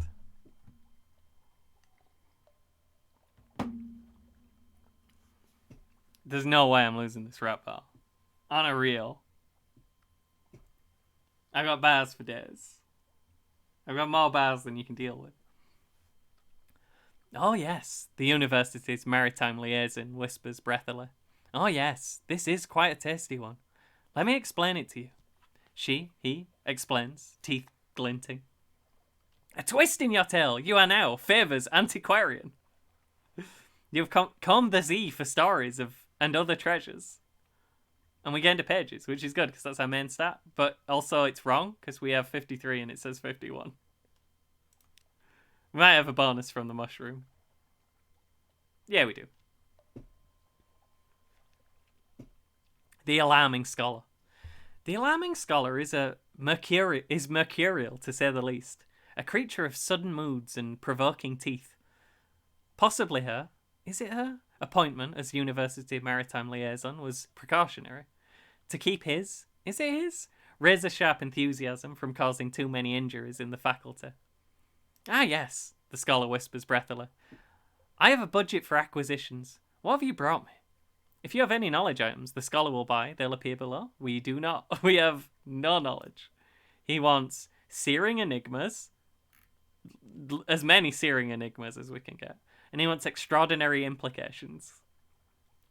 We have business to attend to. And besides, the scholar keeps snapping her teeth like a mechanical trap. I'm starting to feel like we're not going to have money, so, you know. Might as well see if the new recruit is going to work for exposure. Who awaits your attention? Someone wants to sign on. On later visits, different offices will sometimes be available. If there's more than one choice, you can choose one per visit. We can engage a Zayla. Hang on. Irrepressible Cannoneer. That'd be nice. We need money for that, though.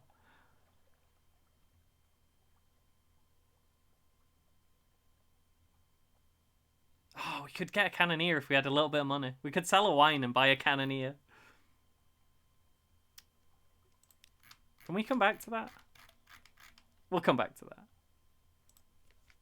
We'll come back to that immediately if all possible.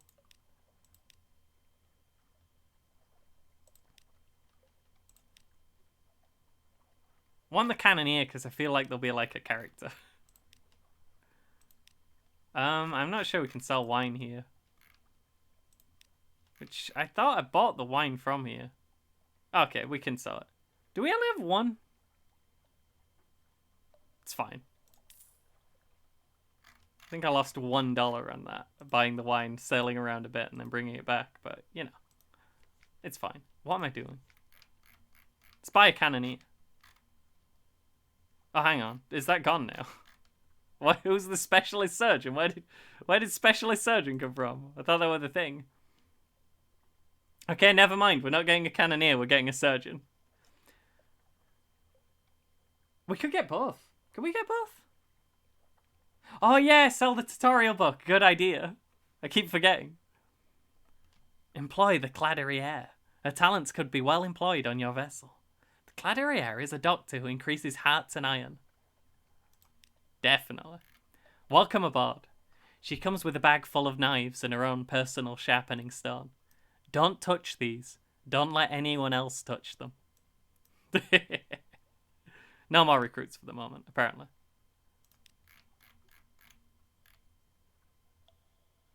Yeah, that were the recruit. That's fine. We don't like to use the cannons anyway if we can avoid it. Visit the Rose Market. It bustles on Rose's Wharf. Perhaps you can find a buyer for some of the curiosities you found at Z. Do we even have anything? No. The Rose Market caters to collectors and eccentrics, anyone with exotic tastes and the gumption to harass Z captains. According to the archaic rules of the market, you can only make one trade per visit. Choose wisely. We would need an outlandish artifact, moves in the great game, or a free evening. Escort some interested acquaintances to the Rose Market. That's not real. This is fake. It's just these change, and this would reshuffle them. Get this book out of here. How do I sell you? We've already done so well. We don't need the tutorial book anymore. Have we gone to our house yet? We can rest. We can do nothing else. Do we pay money to rest? We only have 10 terror. I don't know.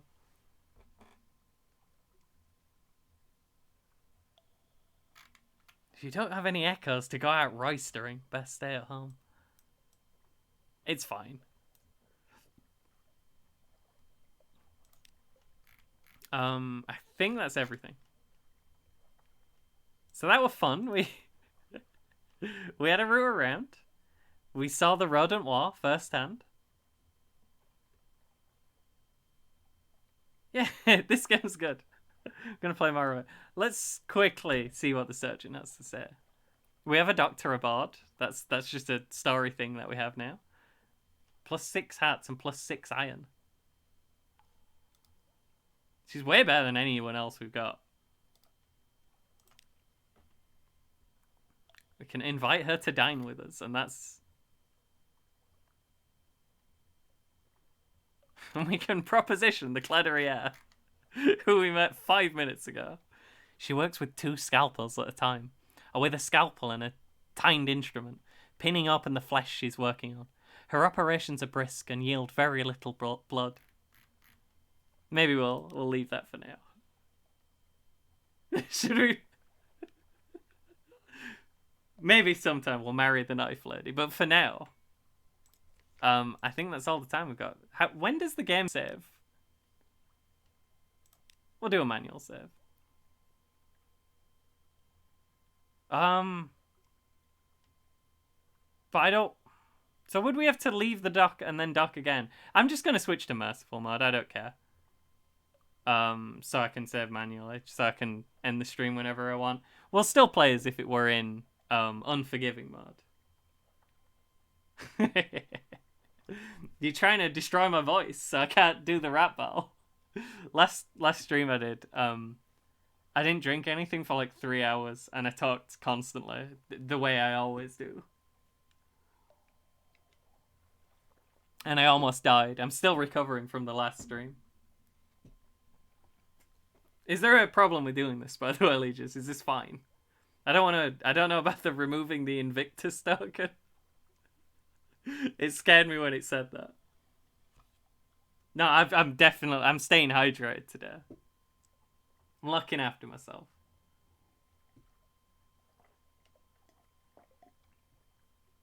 Legis says, so that seems fine. Spruce. And that's it. It's saved. Hang on, what have I... We could briefly take a look at some Shogi stuff if you'd like. Before I come off. I was watching some of his, hang on. Oh my god, I got so many tabs.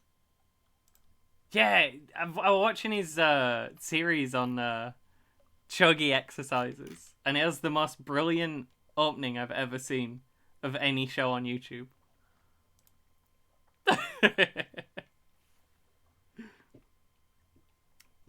P2. You'll know my bars when you see my bars. This... There's no lessening the impact here. It's all gonna hit you at once. This is how the bars work.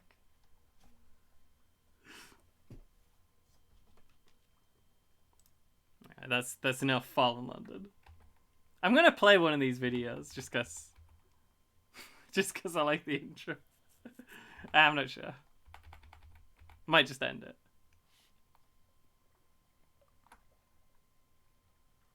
Oh yeah. Well, let's show.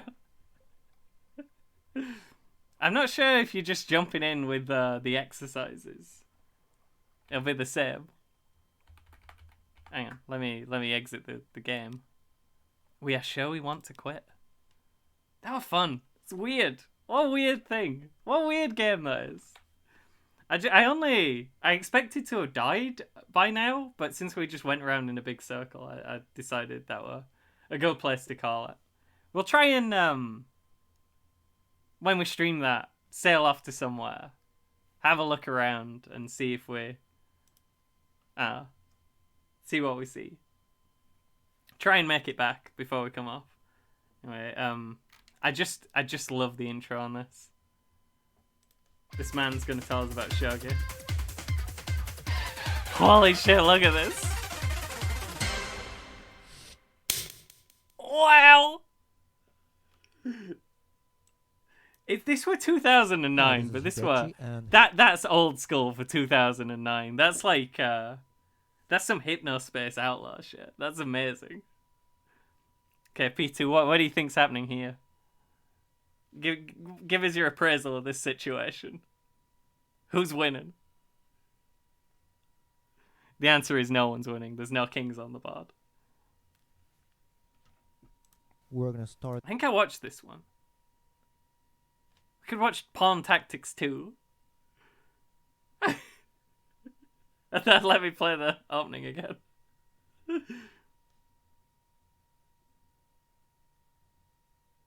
Is this on point for 2009? This looks like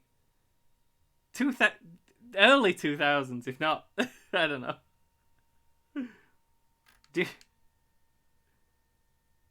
Okay.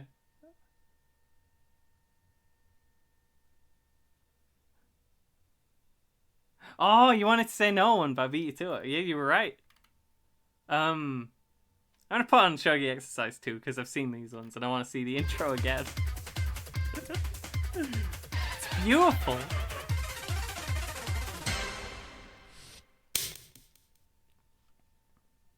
It's the first one we're generally like what you can All right, let's keep on learning. do by pawn dropping tactics. a pawn onto the board. Black to move. Find How the good moves loud here. is this? Well, here. Oh wow, he's quite loud. Sorry about that. Okay, black to move. We have to find a good move. We have 5 pawns we can drop.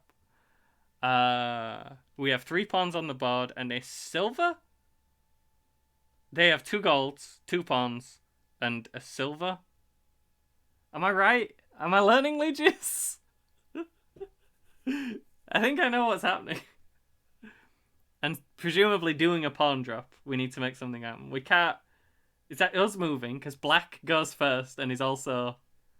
you gotta remember in Shogi, black goes first. And it's us to move. The golds can hit anything that's not behind them diagonally. The silvers can hit anything that's not diagonal to them. They only move 1 tile, both of these. The pawns can only hit things straight in front of them. This is the only tile a pawn can see. This pawn can see. And we need to drop a pawn to do a thing. And I have absolutely no idea how to do it. So let's let him bring us in. You have to read 15 moves, actually. But you can use these pawns to actually take one of these 3 generals for the pawns. Oh yeah, it won't gonna work this out. Wait, we have to play 15 moves. Is that back and forth? So we play 1 move, he plays 1 move, is now at move 3. Because I think that's how things work in Shogi. Rather than saying, like, I can do a thing in 3 moves and it's 3 of your moves, it's 3 moves communally. I have no idea. We'll let him start us off. Well, the first move is this pawn sacrifice promotion. Okay, I assumed. You see, this square is a weak point for white because it's the head of the silver. Oh, and the also silver the can hit them diagonal straight in front. front from the goals. And well, if you take it with Why the is that a weak silver, point? the silver's dead. It's just 1 move. That makes sense. So he'll have to take it by either of the goals. The thing is, in Shogi, pieces can move forward fine, but pieces have... Well, I mean, not fine. They move forward very slowly, but they have a really hard time moving backwards. The silver's quite good at moving backwards, because it can only go diagonally backwards. This is, like, better than most pieces. A lot of pieces can't move backwards at all. Let's say he took it with this one, and then what? Yeah, you drop the pawn to here. And if he folds this way... Yeah. Hang on. I don't know why we're chasing this boy around with pawns. So hang on, it's going to take me a minute. I'm back. Well, I guess because the silver's just got everything covered. This is just a bad spot to be in.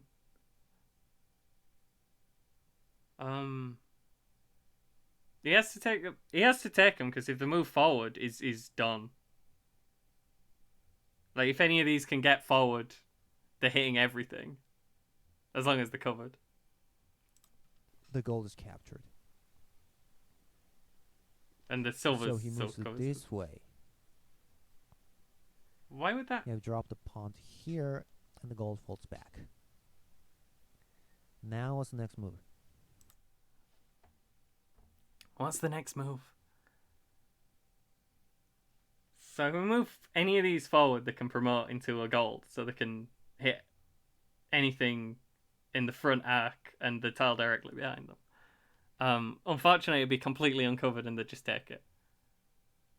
Which, in the end of the world, this is only a pawn, but I don't think that's correct.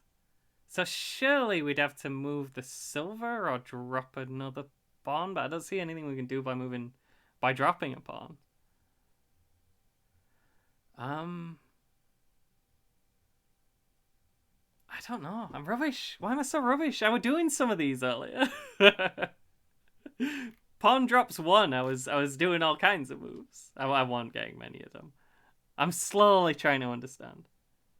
Yeah, that's a good idea. We could drop another pawn here to show him. Just drop a pawn here and say, I'm out, and then flip the board over.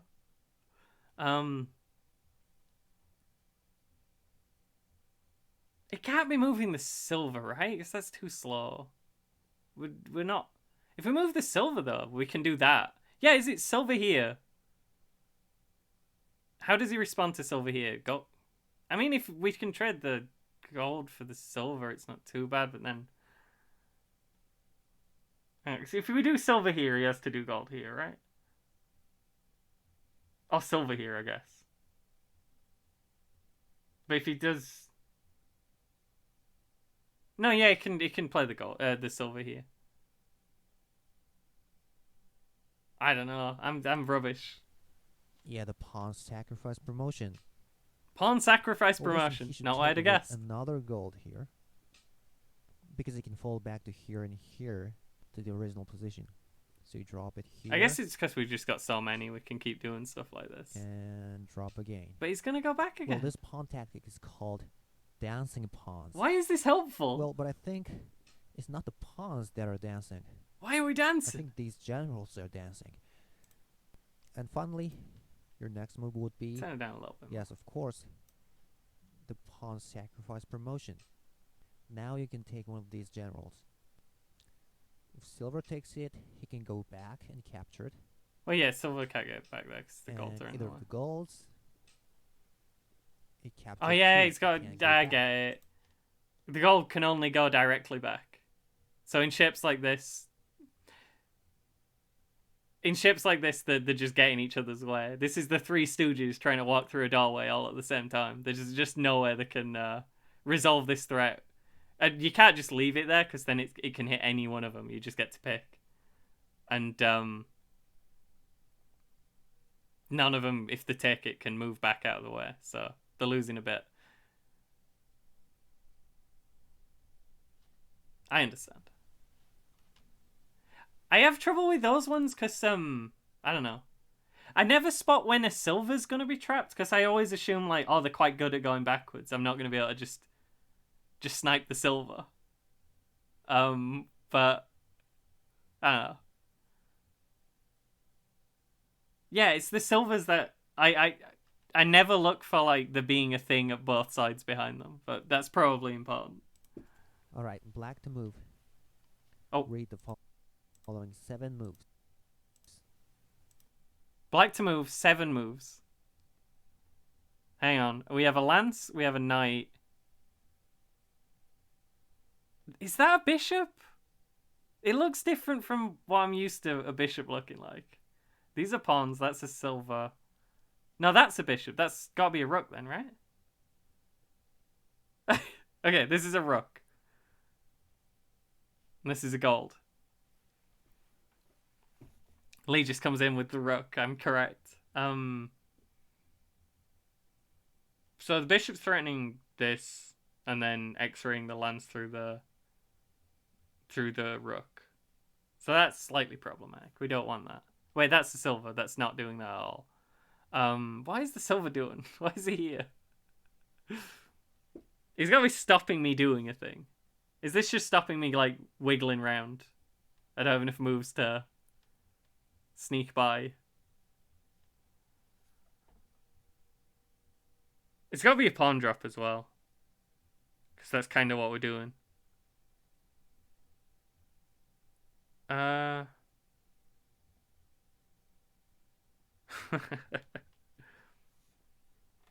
it doesn't have to be a drop, but they're all so far away. It's not gonna be... We have 7 moves. It could be.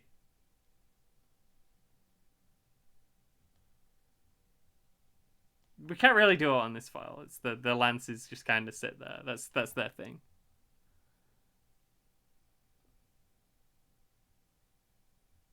Why would we drop a pawn? Do we drop it in front of the bishop, or are we trying to like lure away the defender of the bishop or the defender of the gold? We have the bishop like here would be a really good spot if the silver went there, because then we could just. That's why the silver's there. I understand the silver. Because then we'd be threatening moving to here and promoting, and he'd have to get rid of that, and then we'd just slam into the.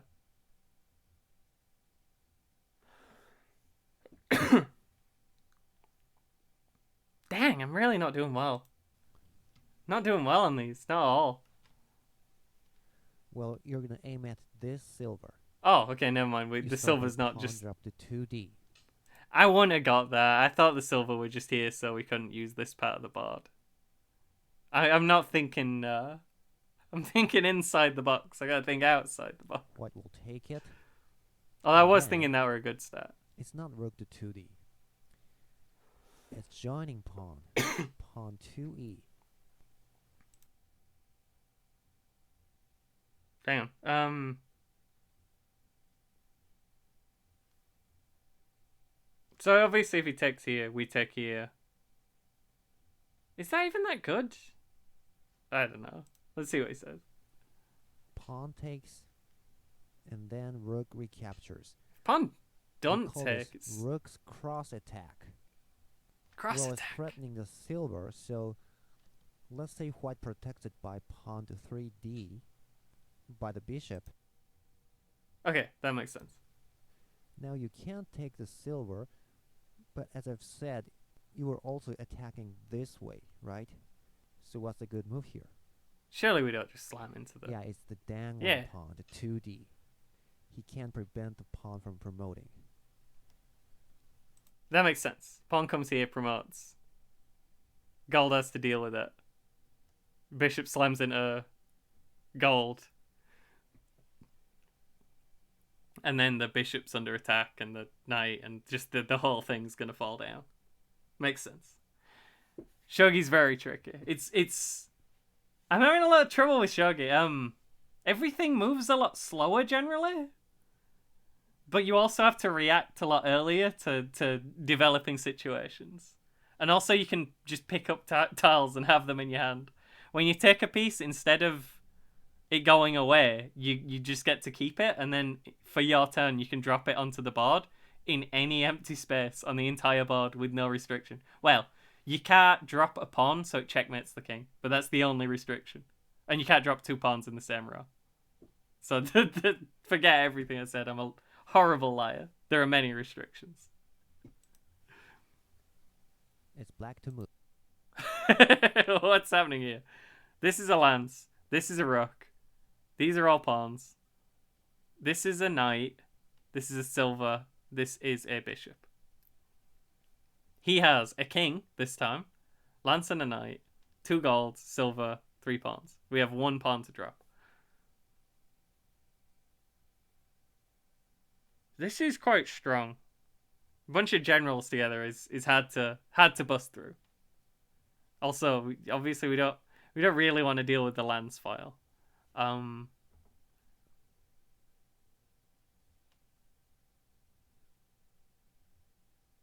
We don't have a lot we can do right now. How many moves? Hang on. Did he say how many moves? It's black to move. He does not say how many moves. So, presumably not many. Something very quickly should happen. That's good. Hang on. So this guy's pinned to the king. So he cannot move presently. So if we move here, only the pawn can take? Is that good? I'm not sure that's helpful.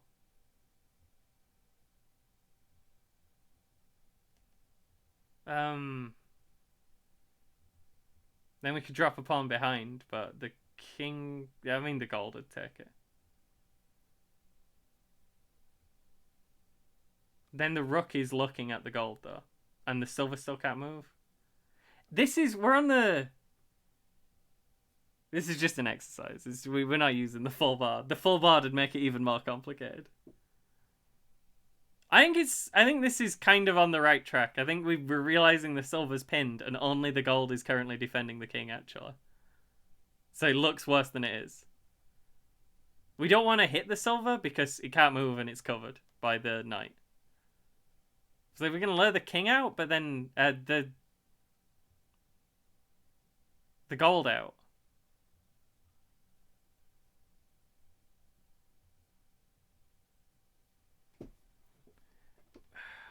And if we moved the knight, we would have a double attack on this piece, but it's just not worth slamming the bishop in her.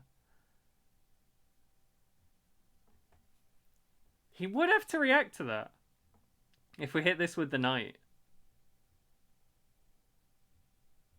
Because we'd go to his back rank and promote, so we could hit the king.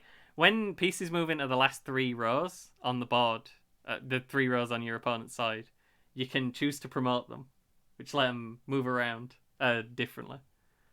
Most pieces become a gold, so they can hit everything in the front arc, hit the tile directly behind them. The bishops and rooks become bishops and rooks that can also move 1 tile in any of the directions they won't normally be able to move.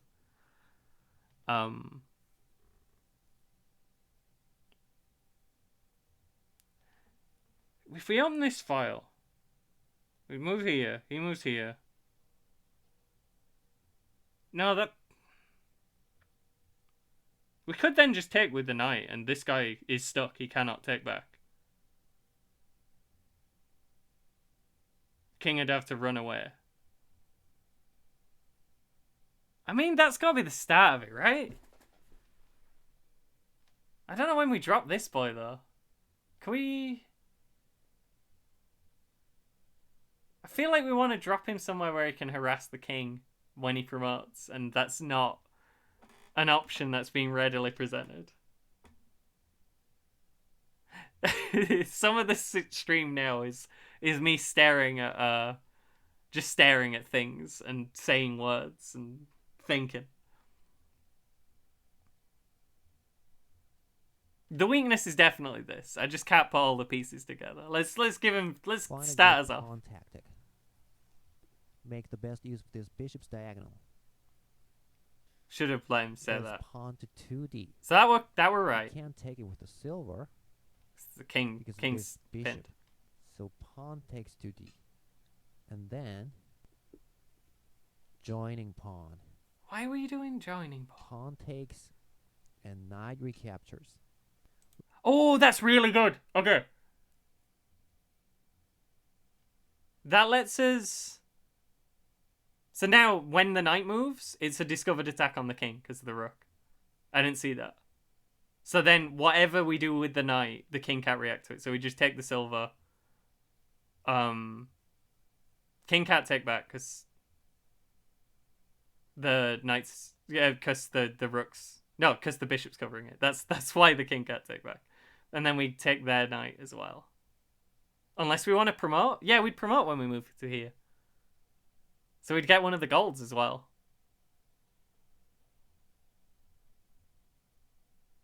There's a So the king would either have to move here or here. Those are his 2 options when we get the discovered attack by taking the silver. When we do that, we promote. If he moves here...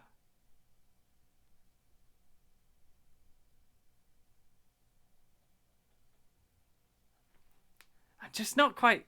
I'm so bad at the finishing it.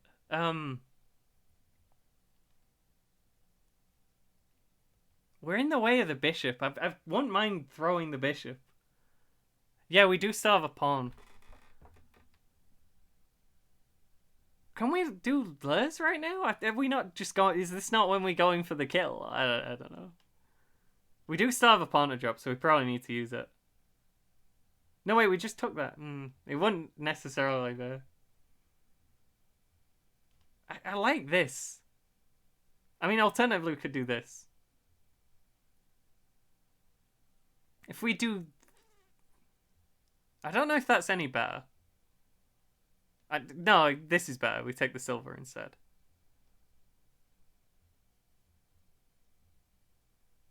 It's just the golds are still really annoying.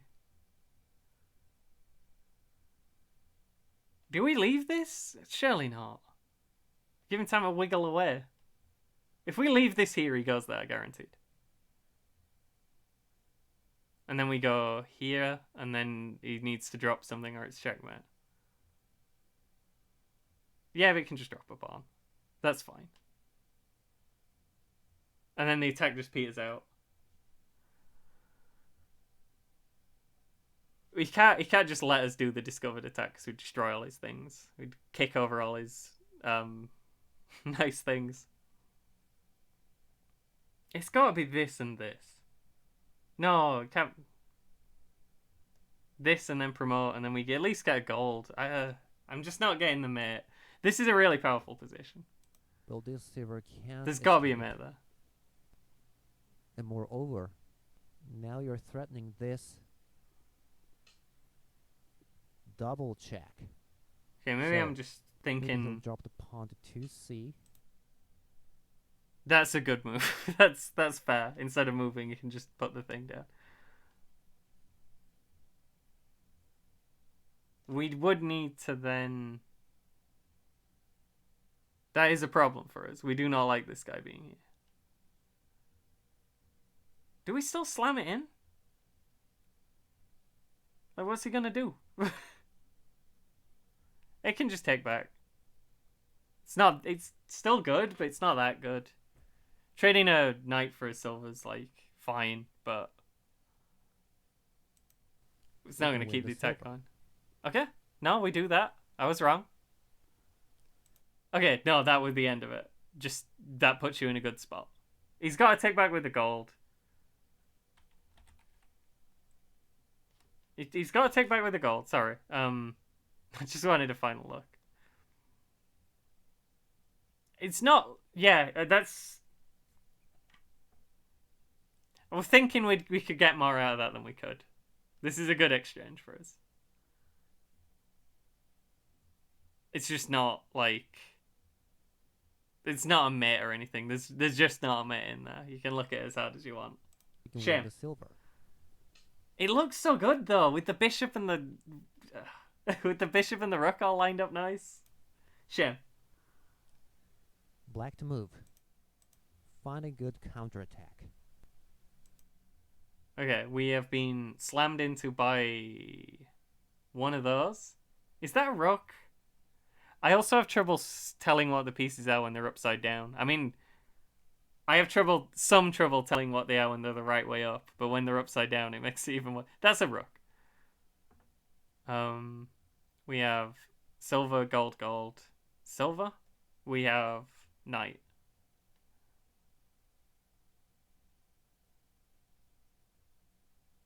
The rook's not doing... They have a silver and a knight and pawns. And we gotta think about pawns. Where would we want to hit with a pawn?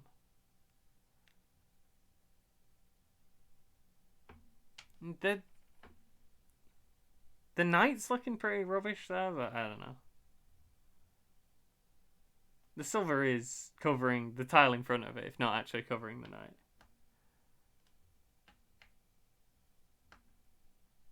We can put a pawn here if we want, but the bishop's just... the rook's just gonna move. The rook's just gonna go away here, right? There's not a lot we can do about that. I don't know. I don't know what we should be aiming for here, really. I'm not gonna get any of them. I'm real dumb. Let's let him play. It's only four... we're only 4 minutes into a 10-minute video. HG. Okay, I was thinking this was just pointless because he's just going to move away. We could have, like, sent something out instead. Like one of these, and it'd be fine, but, like, I guess we need these around the king. We don't want the gold getting too far away. And this silver's more position to attack, considering this half of the board doesn't have any pieces on it. Because the rook can easily fall back. Oh, that's not So, the move. A good move here is to drop a pawn to 8. I should have thought of that. Yeah, the knight's covering that spot. And everything else is covered. Yeah, that gives the rook no tiles to retreat to. That's a dead rook. I said it were going to be a pawn drop. And then I didn't think of the pawn drop. Yeah, I got it. I see. Closing the escaping route of the rook. Now you're threatening to capture the rook. So, he'll take the pawn by the knight. Oh, I didn't see that. Okay. No, the rook's still stuck. And we get the... No, because... Hang on.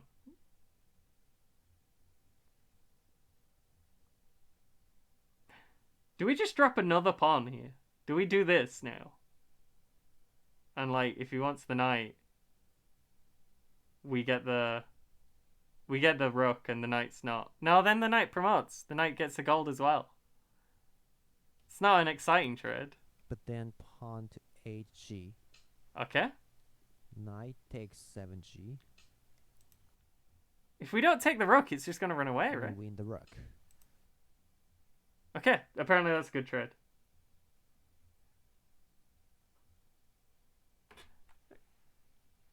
Is it like a gold and a silver is worth a big piece? So that's a slightly positive exchange. And having the rooks are really good. Rook's the best one. Well, but be careful. If the king was, for instance, here, yeah, then it'd this be won't work. Then it'd check when the pawn knight comes in. Knight takes 7g. I did look at that when I was thinking about it. So, and then the rook gets away. And it's just a trade of knights for no reason. Black to move. Find a good move here. Legis, what piece is this? Is this a promoted... This has got to be a promoted rook, right? I'm thinking pawn drop to here. Because if gold takes, then the silver's not covered by the gold anymore. It's in its blind spot, diagonally behind it. If the silver takes, the gold's not covered by it. That's gotta be the move, right? Easy one. He's gonna say, like, it's not this. This is terrible. Don't ever do this. It's and then pawn to 4b. Aye! A focus pawn. If silver takes it, you win the gold. Free gold. Gold! And if he takes... That's a promote. Oh, you don't know? I figured it had to be a rook. I couldn't tell by the symbol, but I figured it had to be a rook just because if it were a bishop, I wouldn't be able to do anything in, like, one move with it. With the gold, you win the silver. I only knew because... yeah, it's just kind of low. What quality is it in? 360p kind of clumped together mess of a character. So best what I can do is gold to 5b, but you can promote the pawn. Yeah. So you see, pawn tactics are so powerful. Powerful You pawn. can destroy the opponent's camp only by the pawn drop. But you can make this attack only when your pawn that was here has already gone. It's weird in shogi that, like, taking a piece off an opponent can actually help them. I don't know. Specifically with pawns, I guess. Because it gives you more options from where to drop your pawns. Like, it's not... it's not always worth going for pawns, because you probably have a few in your hand anyway. And you can only drop them where they're at already pawns. You're just giving your opponent more things that they can do. I'm sorry if this is...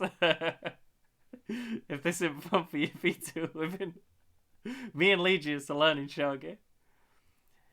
I don't know if it's... I think it's more complicated. The skill floor is higher than the skill floor in chess.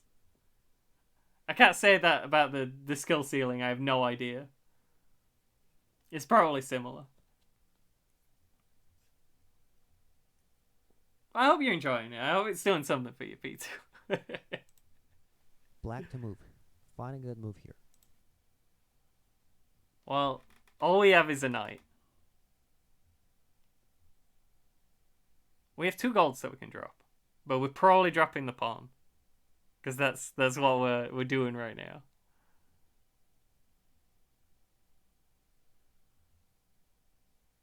If we drop it like around the silver just takes it, and now it's threatening the knight.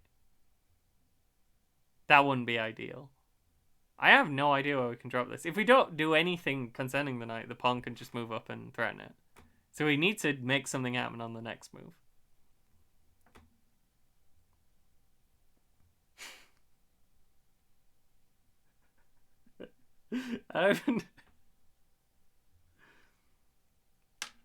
P2 has sent many emotes. I'll use their power to try and solve this puzzle.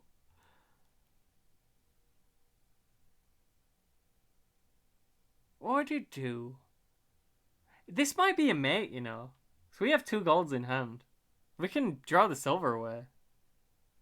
We'd want a gold on the board, though.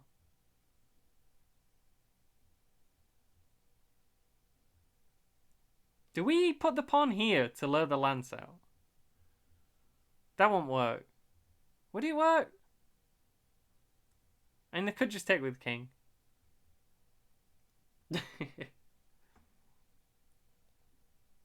I don't really know what we can do if we lure the lance out either. The king's covering everything. Weird one. I'm tempted. You know what? Let's just slam into the silver. Promote to a gold. King takes.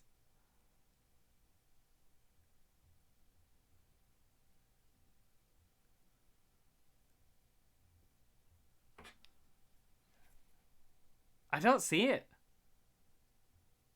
Lee just can see it. So we'd need a gold on the... No, we don't need a gold on the board. We'd need... If we promoted the...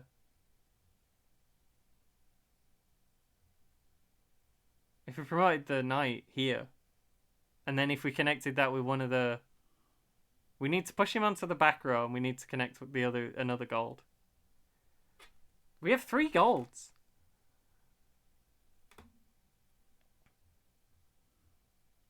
I don't see it. Pawn's the key piece. We're doing a pawn thing.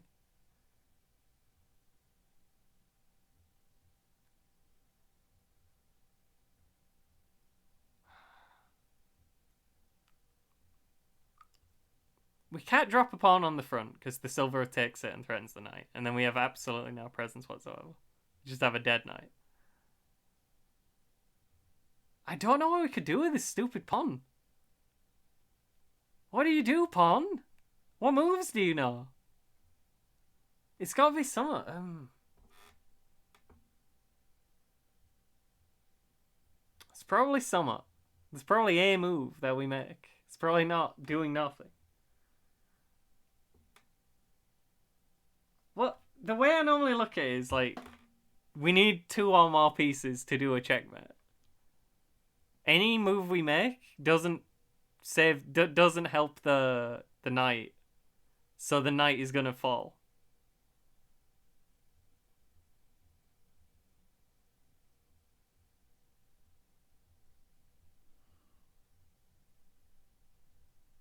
And then we'll only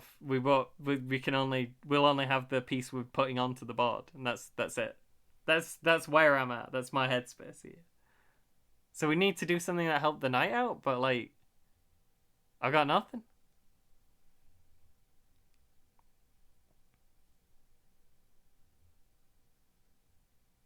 Like, if we do nothing right now, he just moves the pawn up to threaten the knight.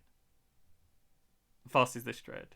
Or he moves the silver up if he's going to lose the silver anyway. Just moves the silver up to threaten the knight.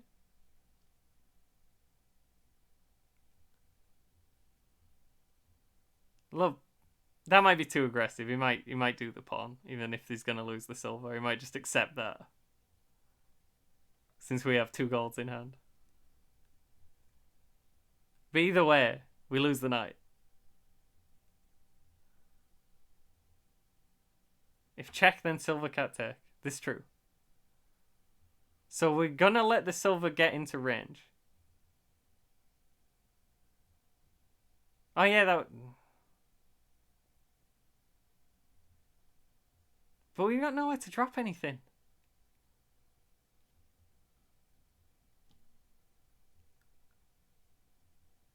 I'm not getting it.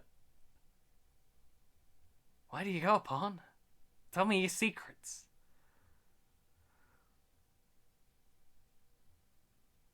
Like, if we dropped it here and then moved in and promoted, that'd be great, but he's gonna take it.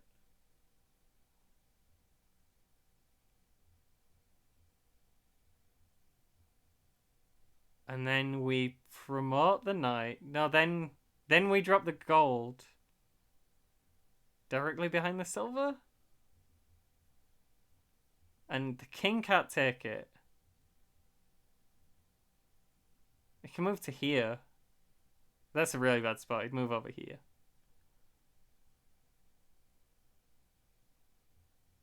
And then we take the pawn with the gold. Where do we get gold? I'm sorry. Yeah, silver can't move directly back. So we have to threaten the silver with the pawn. Silver takes. No, we needed a thing. Yeah, no, gold goes behind the silver. Silver can't take the knight. King has to move. If he moves onto the back rank, we connect the other gold and mate him. It's just over. So he has to move to here. Then we move the... Dang. Then we do something. No, wait, he can't move there. The gold's here. Yeah, he has to move onto the back rank and we made him. Or he moves into the corner and we made him. No, he can't move into the corner. He has to move on the back. Have I got it? Yeah. Yeah, we put the pawn here. Silver gets drawn out. Then we drop the gold behind it. The gold's covered by the knight and also its check. King has to move onto the back rank. We can connect the second gold wherever he moves to. And it's mate. I know things. Yeah. Well, some of you might that were dumb. I'd want thinking about it. Takes 2c. Nah. But this is not very good. Now the king's safe. It's just got So infinite space to wander about. Pawn drop to 2d. If he takes it, gold drop to 2c. Obviously, if we don't take it, we just take with the checkmate. Golden head. We move the pawn forward and promote. It's fine. And if the silver escapes, then you can drop the gold to 2c. Maybe not. The king will run to 3a. That makes more sense because then there's two of them. Take the silver and checkmate.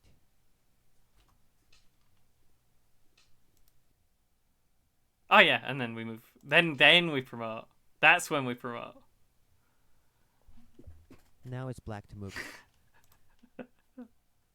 Brain is advancing. I can feel extra wrinkles forming on it. I grow more powerful. We have the possibly a promoted rook again. Is that the same blob as last time?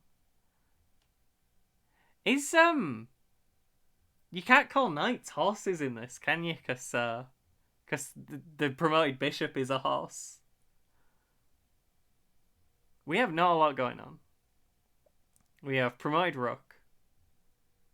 That might be a bishop, but we'll find that out when we get to it. We have two pawns. So where's the king weakest here? We can't drop a pawn in and then promote it, really.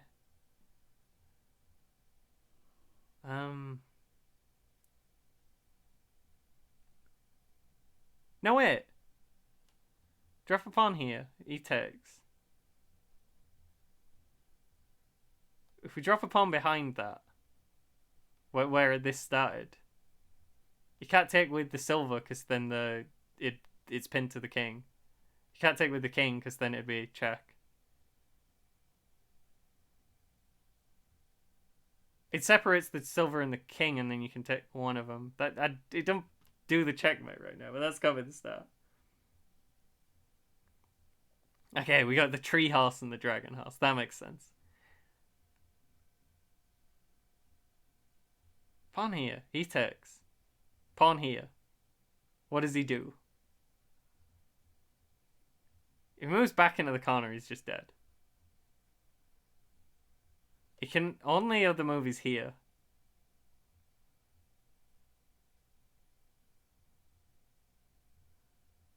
Which isn't that bad, actually. Yeah, he'd move here. No, wait, then we'd promote. And he'd run off into the corner. And we would... He'd move here.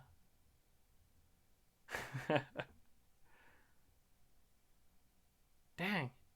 I'm not getting him, Legius. He's getting away. He's got a gold he can drop anyway. He doesn't need to... Well, he needs to run away from this one. But then, if we do a ranged attack next, he can just drop the gold.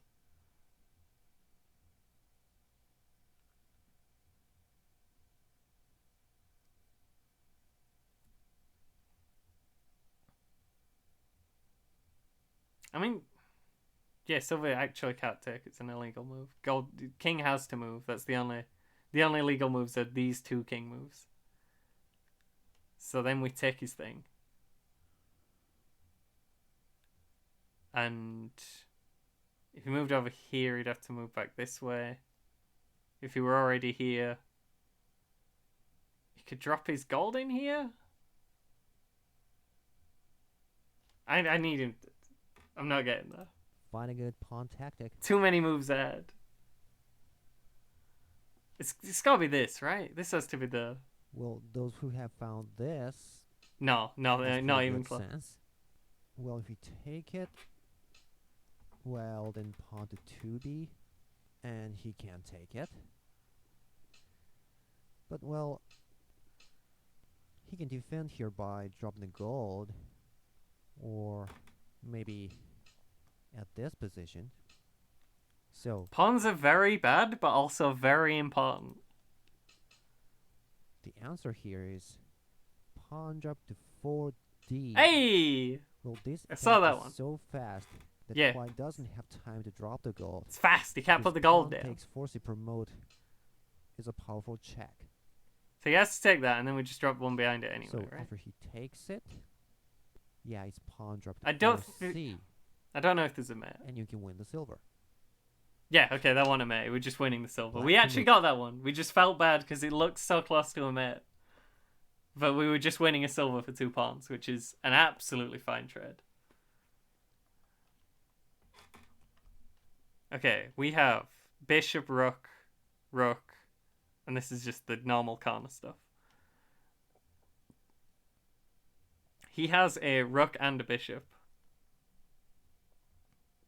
We have just the rook. There's a silver here also. If we drop a pawn here, he takes with the knight. And it's fine. You can just do that.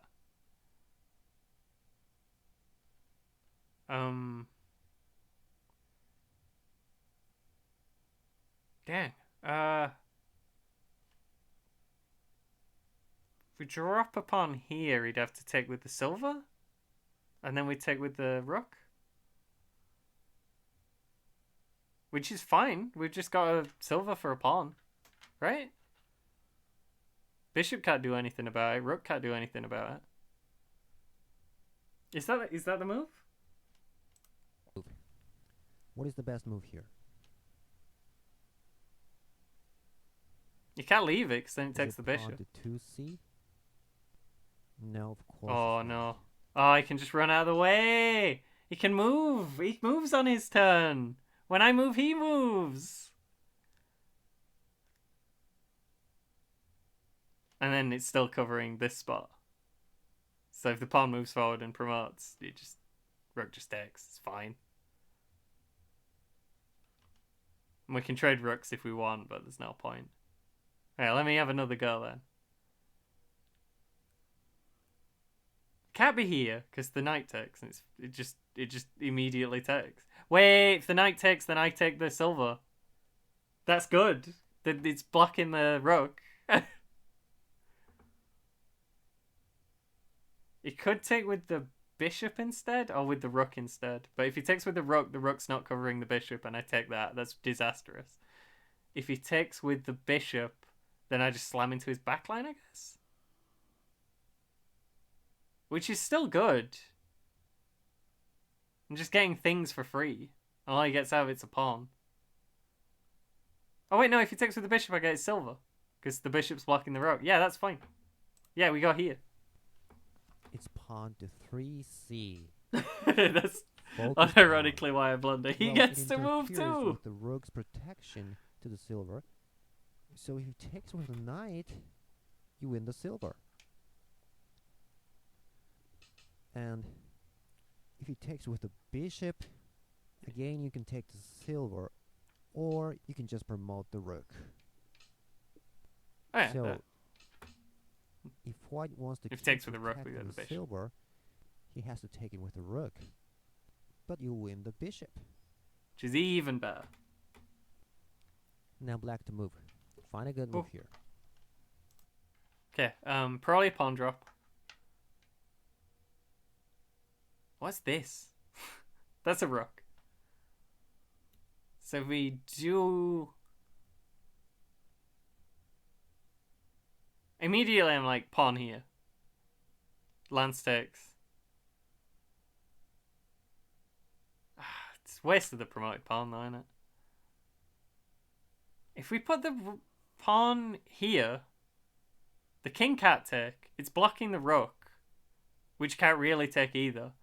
And we're threatening to mate with the gold here. So is it pawn here? He has to throw he has to give up his rook for it. Yeah, we've got the rook. I don't know why we have two pawns. Is that just to throw me off? Wait, if we drop a pawn here, he drops a pawn here. Right? Which the move I just said is going to be the move he says, no, obviously, that's a terrible idea. What are you doing? You're crazy. If we drop a pawn here, he just drops one here. And we just lose everything. The whole attack falls apart. Dang. Pawn here, pawn here.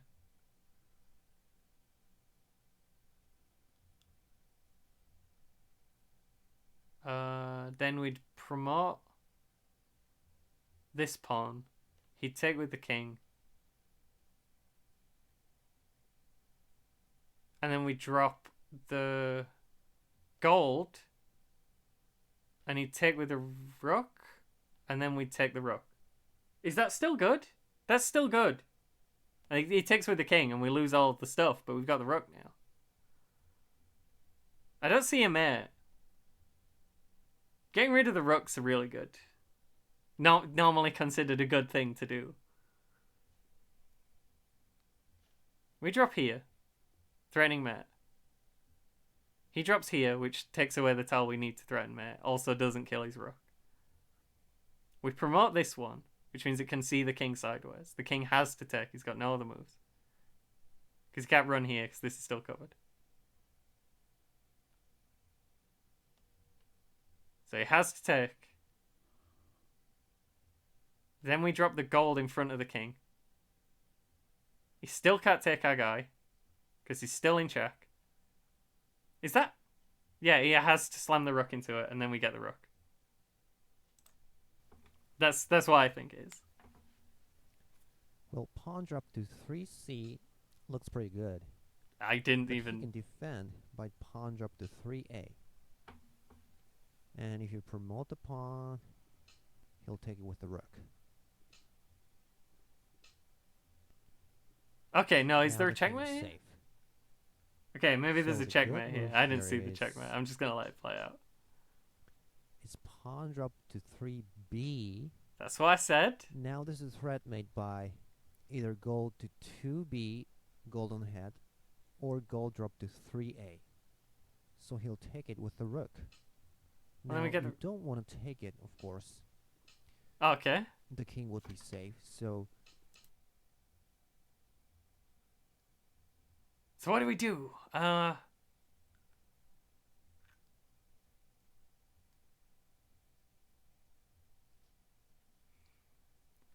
Okay, pawn here. Threatening the rook.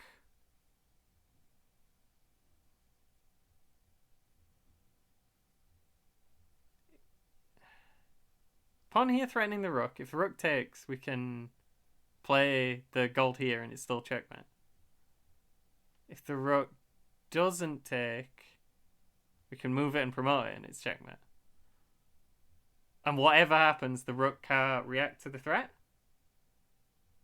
Because it'll be... Hang on. Yeah, because it's too slow. So we've already... The attack is too fast for the rook to react to.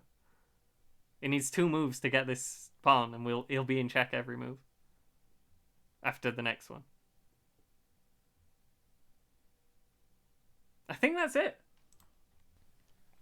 What's the next move here? Now it's pawn to 3c. Yeah! I'm now learning! This is a threat made by pawn promote to 3b. And if he takes it... Yeah, we just drop the gold. Checkmate. Somewhere the rook can't immediately go. We drop it here instead of here. Because if we drop it here, he just takes the gold. Moves away. If we drop it here, he fucking looks at the board for like 10 seconds. Like, really? Is he that dumb? And then he takes the gold. Also checkmate. Rook takes. Yeah. Easy. Pawn takes and promote. Alright, that's all for this video. And did that video take me like half an hour to watch? That 10-minute video? By the way, I think I'll need some feedbacks from subscribers for this series. Because I think we're a bit late. There are many types of problems that I can choose from. So I want to hear from you about your requests for But the Hidechi, categories you want to solve. Like whether you want to solve if you're still looking for pawn feedback, tactics or the series destroy slaps. opponent's castle, how to defend, or maybe you want to just keep solving checkmate problems and so on. So I'm looking forward to hearing from you. Take care and see you next time. Yeah, that's gonna be enough Hidechi for now. Now I really like this guy. I like trying to learn shogi. I like trying to learn new games. I need to just keep finding a constant stream of new games to learn. Anyway, that's going to be all for tonight. Thank you for being here, everyone who was here. I'll definitely play more Sunless Sea. It's real fun. I don't know how much fun that was to watch. Maybe not. We'll see when the feedback comes in. What do you think, Legius? You're like 80% of my audience, and the other 20% is P2. You get final say if Sunless Sea comes back. I imagine Shogi will be back, because we're both on a Shogi thing at the minute. I'm just gonna end the stream. I could raid into someone, but I don't know how to raid. I'm always worried I'll get it wrong. It'll be a disaster. That's all for today. Thank you, everyone. This has been great.